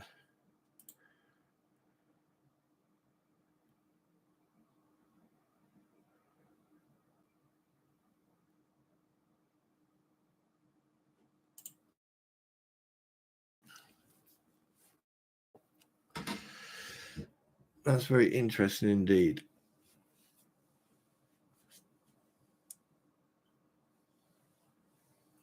What was I going? Anyway, sorry. Let me just catch up with the comments. Am I going? I agree. I don't agree with you. David Green. I'm the one. Yeah, I know. Yeah, Yoda, he's got proof to back it up. Tube Town is his land. Yeah. Yeah, but the thing is, Vicky, you need to understand some people don't use common sense. There you go, Uncle Frank. Ladies and gentlemen, I see everyone's still here. I enjoyed this conversation. Yeah, Uncle Frank, you are always going to be welcome here. Always. I took over his bedroom. Yeah, that's good. Post is there when we call. Have an opinion. Max, how's going on with Frank? Happy you're back on Frank. Night Owl, I want to know is where all these people are going to have their own bucket. Well, Night Owl, I mean, you could always people could go to a caravan site and or caravan, like camping shop and buy their own like la bouquet pouper, and fairly cheap, or you can make your own. Just dig a hole, put a plastic bag in there, poop in it, seal the bag, and mark it as human waste and throw it in a bin. Or bury everything and let nature grow a big tree. She told me she basically did have a heart attack.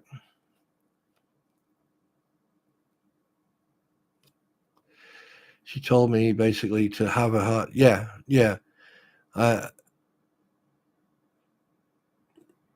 Yes, that probably was an attack against you. But here's the thing, David. Okay, people who attack other people with comments like that are weak. You need to remember that. You're stronger. You're strong. They are weak. So take it, ignore it, print it out on a printer, and use that printed out paper of that comment and wipe your ass with it, because that's as much as that comment's worth. Do not allow yourself emotionally or physically by that type of comment. Fuck them.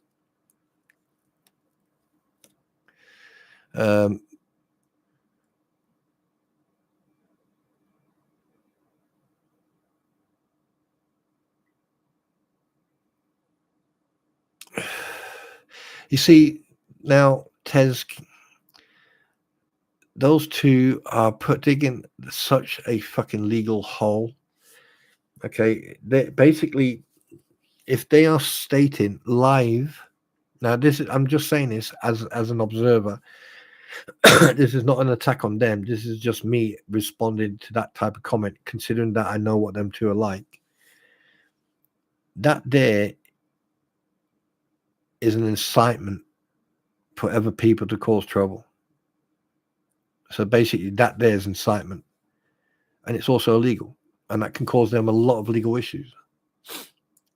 They will probably have plenty of buckets from. Yeah, I don't think people should be sending them gift cards. I think people should start saying, hey, we need a link to a fundraiser organization like GoFundMe or something else where we can send the money so we know it's safe. Because legally, anyone who sends any money to them directly, they've got no legal recourse. They can't fucking do anything if something goes wrong. If those two fucking suddenly disappear off the face of the earth, there's nothing legally you can do. Whereas if you go to a fundraising website or organization, you've got legal protection. You've got that.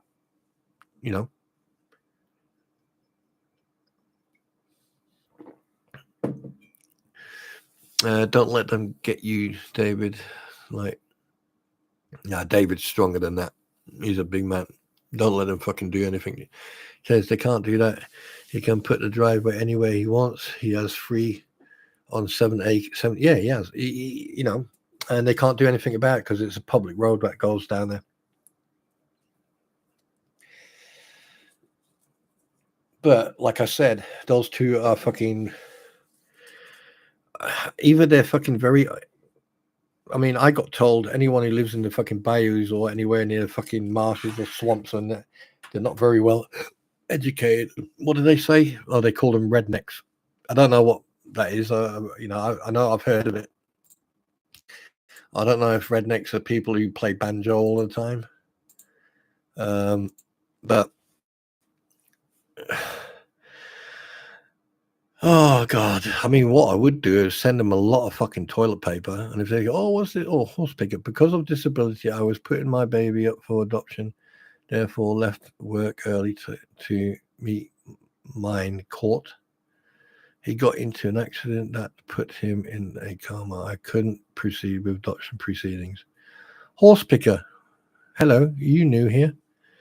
Wait a minute. Let me read that again. Because of a disability, I was putting my baby up for adoption. Sorry to hear that. The father left work early to meet me. Oh, to meet me in court. He got into an accident that put him in a coma. Shit. Sorry to hear that. I can't proceed with the adoption proceedings. Horse picker, have you ever thought of like contacting your family and asking them if they, can talk, to look after the little one, and you get yourself a little bit, get yourself some help in that? Have you ever thought of like asking family? And I'm sorry to hear about your partner, about the father. I do apologize for that. Hopefully he will recover. And I hope that you get the support and help that you need.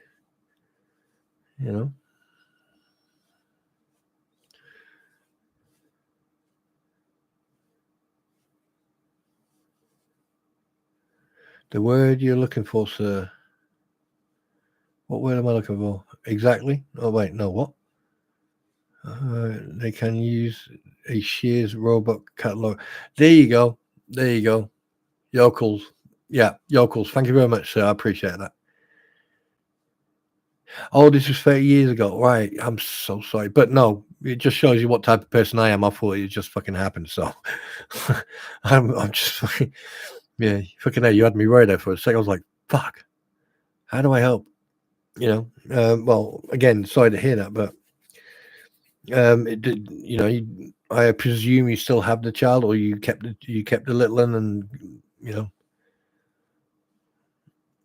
Spawn. She is just saying that that if the father of she was in jail, they could do the adoption. Yeah, but the thing is, it's not about Vicky. I get that. It's not about the fact that they still could do the adoption and everything else. It's the fact that certain people are saying that they just fucked off and didn't do anything, whereas they needed, obviously 2 signatures, So what I'm trying to say is that, oh, right, sorry, the father, they couldn't, yeah. And here's the thing, they're saying that they didn't mention anything about, they said that they left the hospital. They both left the hospital. So they're saying that the husband or the father of HG and the mother, Scarpa, fucking ran off. But how would that fucking work if the father is in jail? And unfortunately, and please forgive me for this, but unfortunately, you got so many fucking idiot sheep who will sit there and believe everything that comes out of their ass. I mean, their face. I mean, their mouth.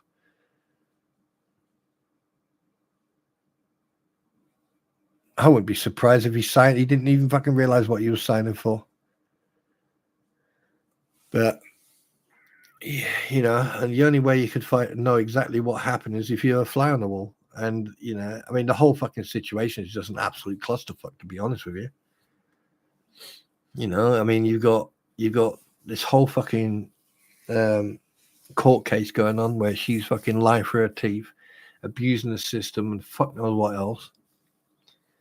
You got fucking John Cook fucking pointing weapons at people, and then the police turn around and say, well, you didn't feel in danger because you were recording it. Okay, Mr. fucking Robocop, why don't you go out and look on YouTube and watch what people are doing when they're filming shit?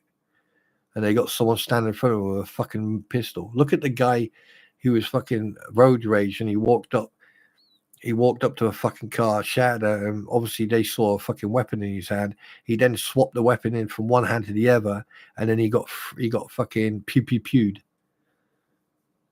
and made unalived. So, 2 situations. One verbal threat on the recording from John, and it's like, oh, it's okay, no one got hurt. Mm-hmm. What happens if someone gets hurt? Who's going to take the responsibility for all the bullshit and the crap that's happened in that county?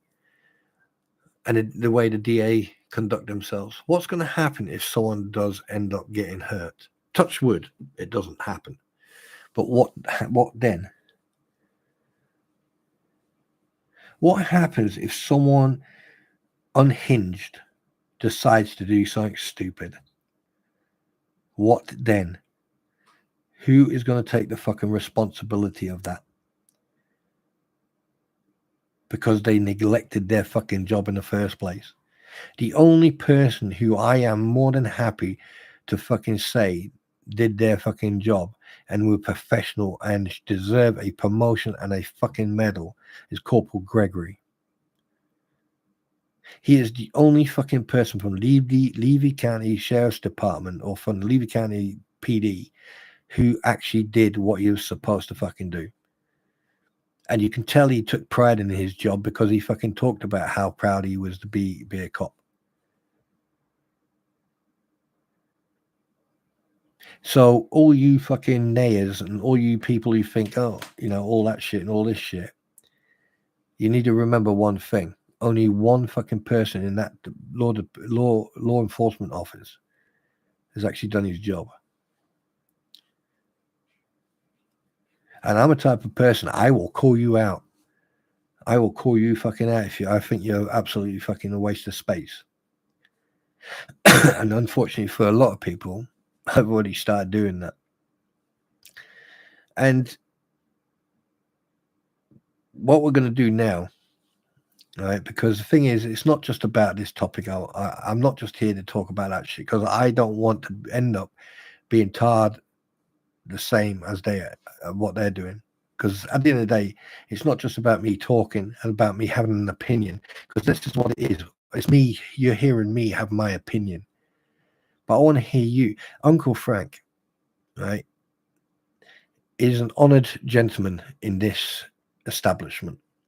And I think we should all fucking raise our glasses and cups to Uncle Frank and just show a veteran, a man of honor, a warrior, our respect. And that also goes for Fact. Where are you, by the way? Has he disappeared on us? Right. And then what we're going to do, I am going to go very quickly go and make myself a coffee. And then when I come back, we're going to go back into question time. Night Owl, by the way, when you listen to me driving around at work, you're not speeding, are you? Just a question. I'll be right back. Be right back, guys. I'm just going to make a quick coffee. It'll take me about 2 minutes. So I'm doing it again. I'm going to do another 3-hour fucking live stream. Jesus Christ, I need to get live. Right, be right back.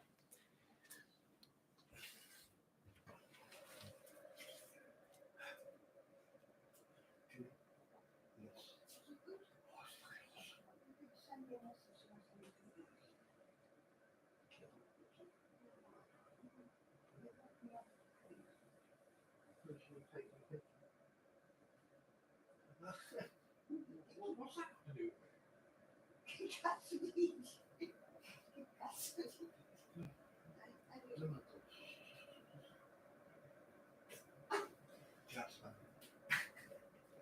You want to die. I fell asleep there last night. Oh. She looked at you. And she came in nearly to me that she came back. I said, I want to do that. Right. Okay, so what we're going to do now, don't worry about spell check. I can't spell for shit. Right, what we're going to do now, okay, is we're going to fucking change the subject a little bit. Actually, one second. I think there was something I forgot. Pardon me.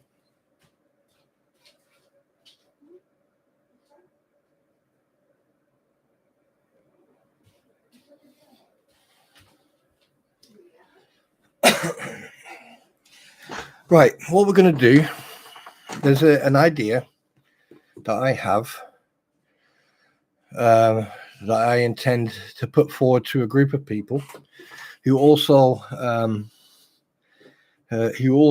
streamers, and I want your opinion.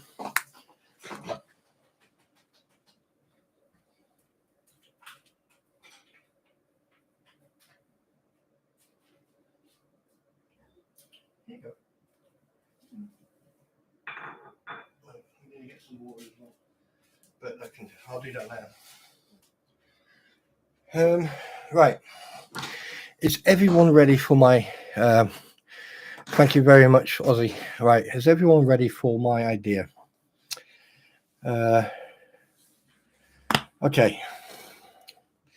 Right. Do me a favor. Everyone who's in chat, press 1. So I know how many people are here, so I can then fucking write it down. Just press 1. Only once. 1, 2, 3, 5, 6, 7, 8, 9. Well, there's only 9 in here. Oh, wait a minute. 1, 2, 3, 4, 5, 6, 7, 8, 9, 10. Come on, you guys in the back of the classroom. Come on. Come on. Come on, you guys. The back of the classroom.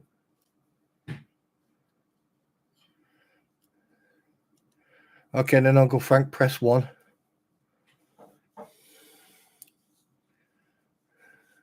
There you go. Wait, okay. 1, 2, 3, 4, 5, 6, 7, 8, 9, 10, 11, 12. 12. Okay, right. I've got 12, so we'll just use you 12, okay? Right, including Uncle Frank. Right. Yeah, 12, 13. Right. And trolls, I need you to come in as well and press 1 because obviously I need you guys involved as well. So if you don't like me, I don't give a shit. Come in, fucking, and join in. Right. Right. This is what I'm intending to put forward as a suggestion to de-escalate some of the bullshittery. Okay, is to open up a YouTube court. Yes, you heard right. A YouTube court. And basically what will happen, the YouTube court will have an independent, right, adjudicator. So basically it'll be, say, for example, we got the Tug, we got Megan Fox, we got Larry Foreman, you know, we got Veteran, we got me, okay? Right, one of us will be the judge, okay? Even though none of us know how to be a judge. But anyway, so, and then you will have defense and you will have prosecution. All right. And what we will then do is we will then invite people or a individual like Bruce Matskin or fucking Slug, Kevin H or fucking Dave or someone onto a platform. Right. They have to abide by a certain set of rules. If they fail to do that, they get removed instantly. Bang, gone. And they get banned. Done. Right? Because at the end of the day, trust is earned, not given. It's just like respect. It's earned, not given. All right. And then basically, then they have the ability to discuss with constructive in a civil manner, constructively, they can put their argument. Now, say, for example, if Bruce Matskin comes onto this and he starts going off about his cheese and fucking cracker or whatever the fuck it's called, and he starts trying to do his rhetoric and his fucking narrative, he's gone. But if he comes on politely, respectfully, and as a professional lawyer and conducts himself, then that podcast, that panel can then go forward. And then we will use court martial. Oh, fucking don't remind. I'd love to do a court martial on that fucker, that's for sure. Right. And then basically you'll have prosecution, defense. Okay. 99% of the time, anyone who comes onto that platform will be fucking defense because we will be the plaintiffs. We will then put our evidence and our arguments and everything else forward. They will then need to prove their innocence or they have to prove otherwise. At the same time, discussions will be controlled. So if one person, because obviously you go through like a program, one person will have, the host will have control over the microphones. So he can mute people if he needs to. Right?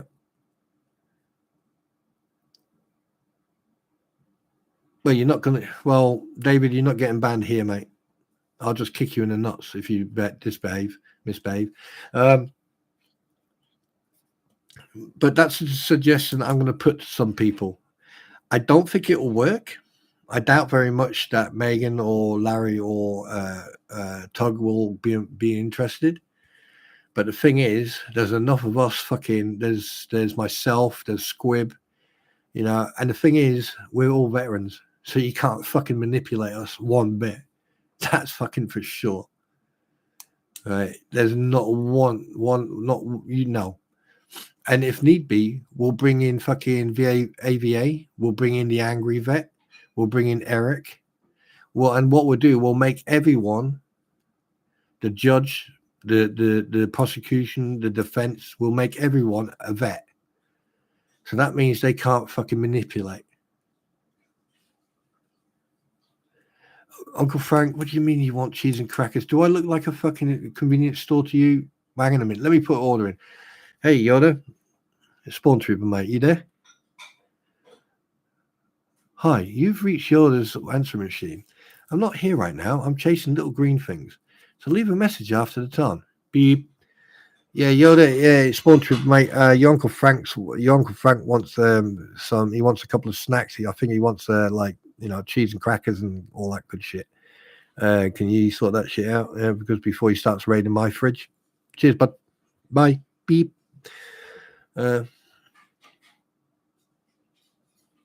Traveler, yeah, I have. Yeah, we've got travelers here in the UK as well, and yeah, Romani travelers. Yeah, in the old days they used to call them gypsies. Yeah, they still call them gypsies today, but you know, Romani. I think Romani travelers were the original gypsies, if I can remember correctly, or they are the original gypsy people. I think. Don't quote me on that.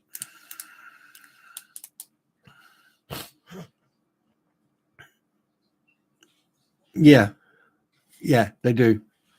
They sound like that as well. But the thing is, I'm not going to fucking put down gypsies or travelers and call them that, because travelers have more respect for themselves, and you know, and they are a very tight knit community, and they keep their they deal with their shit in house. They don't take it outside. Yeah. You know, but everyone is their own. Everyone shits on I'm an old vet. Yeah, we all know, Frank. We all know. We all got respect for you. And you don't have to explain yourself to anybody, my friend. You, sir, are the perfect example of what people should be like. Uncle Frank, Spawn, it was kidding. We understand what you mean. Good. Yeah.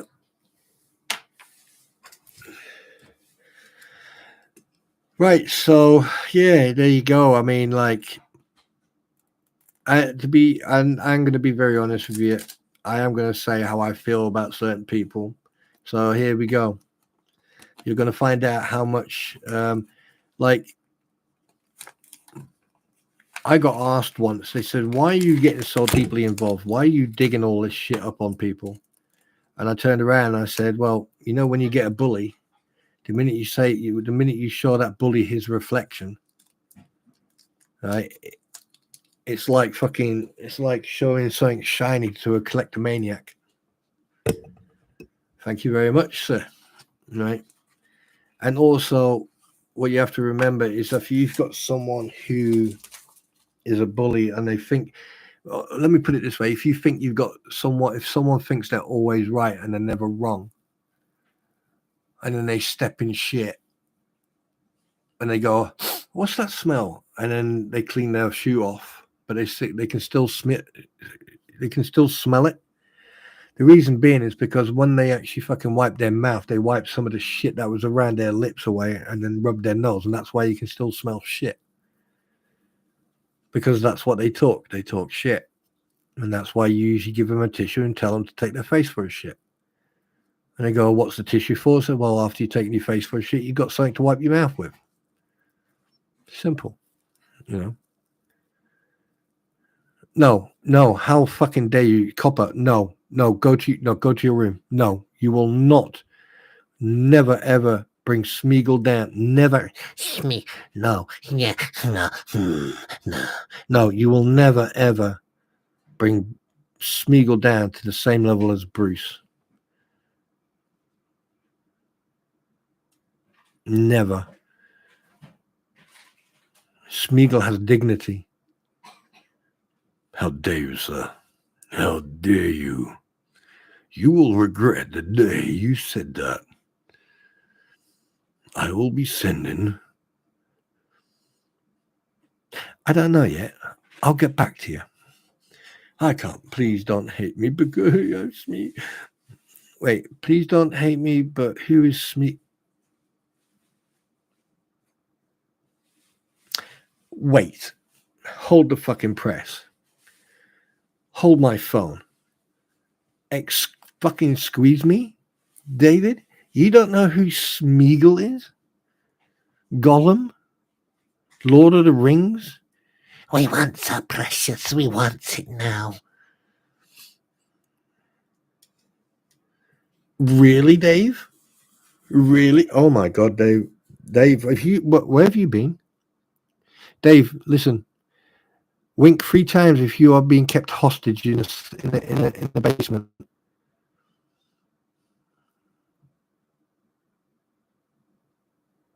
Yeah, I think you should. Then you know who Smeagol is. Oh my God.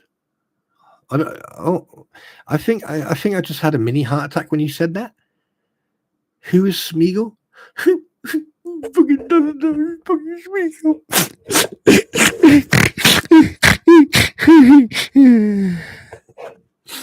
Oh my good God. I don't even know what to fucking say to that. Autobots, roll out.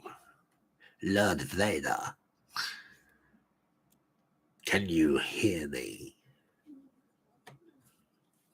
Oh, yes, master. Rise. Dr. Pepper incoming.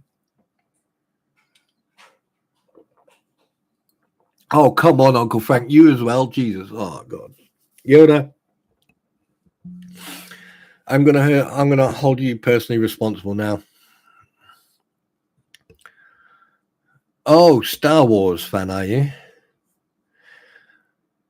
You are a Star Wars fan. Well, did anyone see the video I showed about the helmets I built and I worked on with a friend of mine?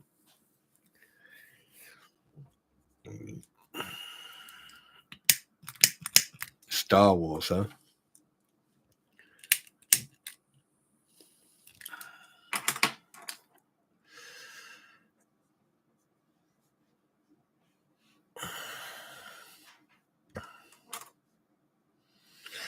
Star Trek fan here. Oh, Horse Picker, do you want to see something that I've got Star Trek wise? Let's have a little bit of fun with you. Let's have a little bit of fun. We are going to have some fun with you.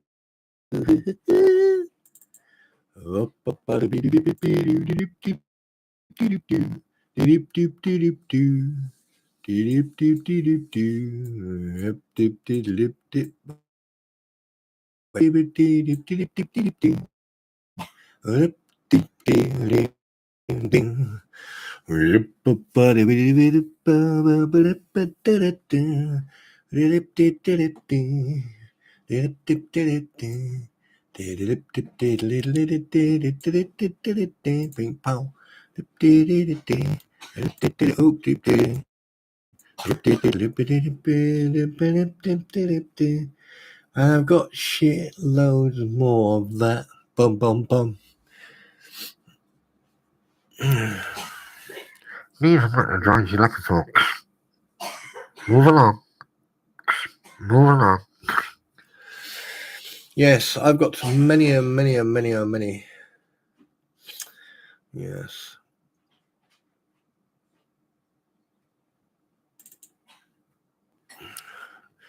Let's change the view, shall we? For the respect of Uncle Frank. There you go. By the way, I don't know if you noticed, Uncle Frank, but I'm that guy standing on the bridge on that ship, second from the left, waving at you.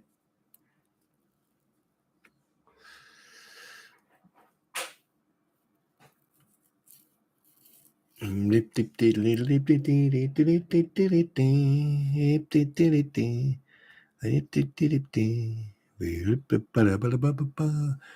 you go, ladies and gentlemen. It's been now nearly 3 hours. And I just want to say thank you very much for spending time. One day I'll figure out how to, get some background music and some entertainment going. But I just want to say thank you very much for your patience and for sitting in and listening in and, being great company. And I'm going to try, don't get me wrong. And something else, just a word of warning to those people who think, who think they can take advantage of my kindness. Trust me, I'm a person with not the fuck. Don't take my kindness as a weakness. I am still going to watch people like a fucking hawk. I'm still going to get under people's skins, and I'm still going to pull people to the spotlight. And Bruce, I'm still waiting for that response from Mr. Stark in regards of that signature on that piece of paperwork, because the excuses you are using is absolutely bullshit. So here is public announcement. You've got 7 days to contact Mr. Stark to get a written statement from him on his Facebook page. And if you don't do it, then we know that you're lying, that you are involved in that piece of signature thing there. Okay, and if we do get something from Mr. Stark, then it's going to be fucking investigated, because there are people in the States who don't believe this shit either. And so, 7 days. So basically, it's the 3rd today on the 10th. Okay, you've been asked multiple times to get Mr. Stark statement in regards of that file and that signature and the mistakes. So 7 days, 1 week. And at the end of the day, you can't blame anyone else than yourself and the 2 fleas for that. Especially when they got down to the last page and you went, "Oh shit!" And then in the same breath, under your breath, you're going, "Hush your phone." Yeah. So be interesting to see what Mr. Stark has got to say for this. But then again, he's no better than you, considering the history and all the reviews and everything else that are on his Facebook and on his review on Yelp and everything. So people, do some research. Nina, have a good night. Thank you very much for coming, and remember, you're always welcome. Always welcome. Yeah. David, yes. What have I done now? What have I done? Oh, fucking wait, what? He's not a lawyer in Florida? Why didn't I get that memo? Because I was paying too much attention to that other dickhead, that's why. Robert Downey did do a good job. Yes, he did. Yes. Robert Downey is a very good actor. Why are you distracting me with that? Is it true that Stark doesn't have a license to practice in Florida currently?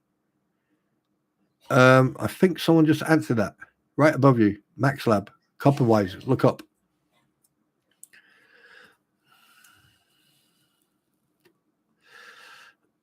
All right, Lisa. Thank you very much, my dear. But let me just tell you one thing now. I do my own research. So if he can't practice law in Florida, oh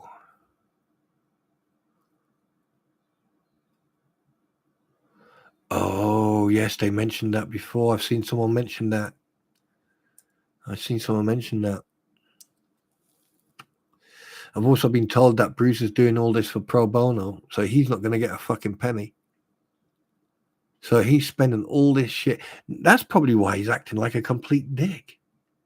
Actually, in fact, calling him a dick is giving him a compliment. That's why he's acting like right, okay.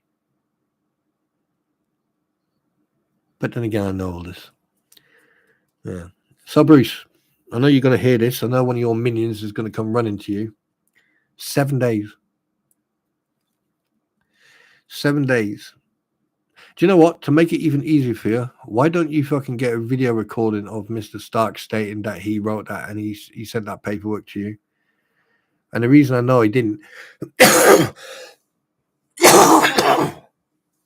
is because you're the only one who used the word invasion. See, little fucking mistakes like that. Some people don't realize it, but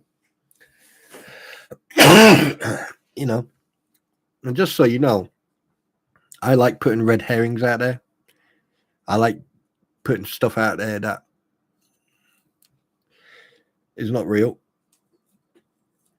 But one thing I do want to say is that I'm about to cough. Again, there you go.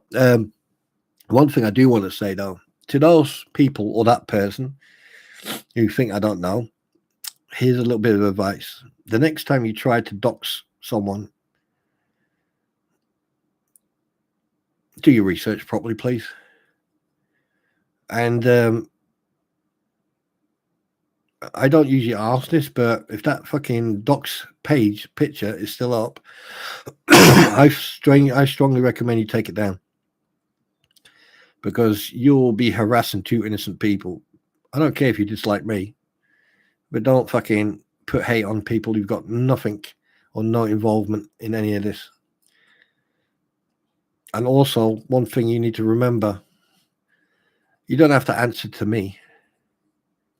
You don't have to answer to anybody. But on the day on the day of your leaving this planet, there's only one person you will need to answer to. And I doubt very much that he's going to be a happy fucking teddy bear with the actions and everything you did.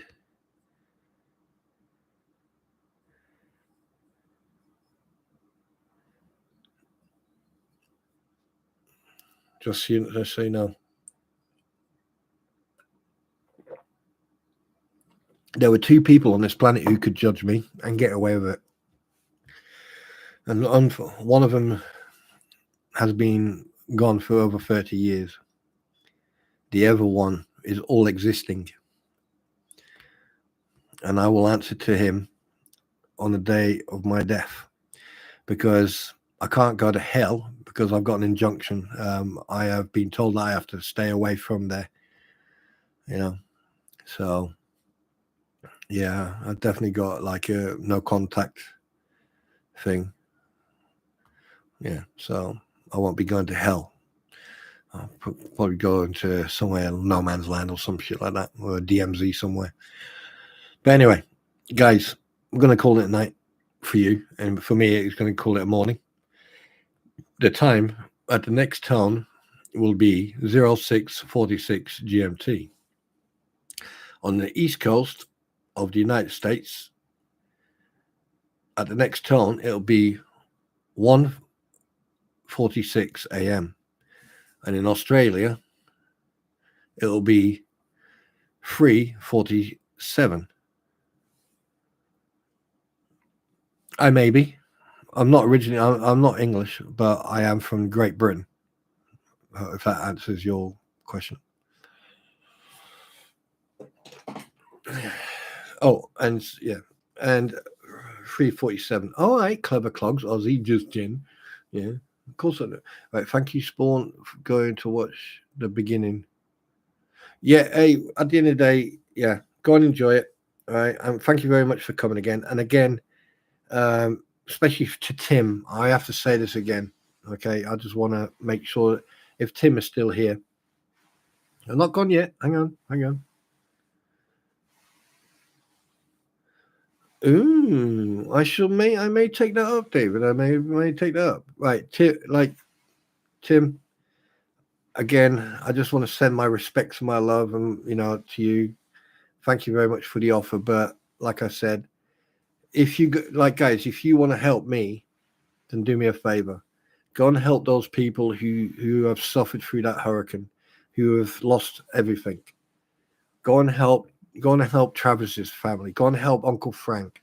Go and help people who need it. Who genuinely need that help.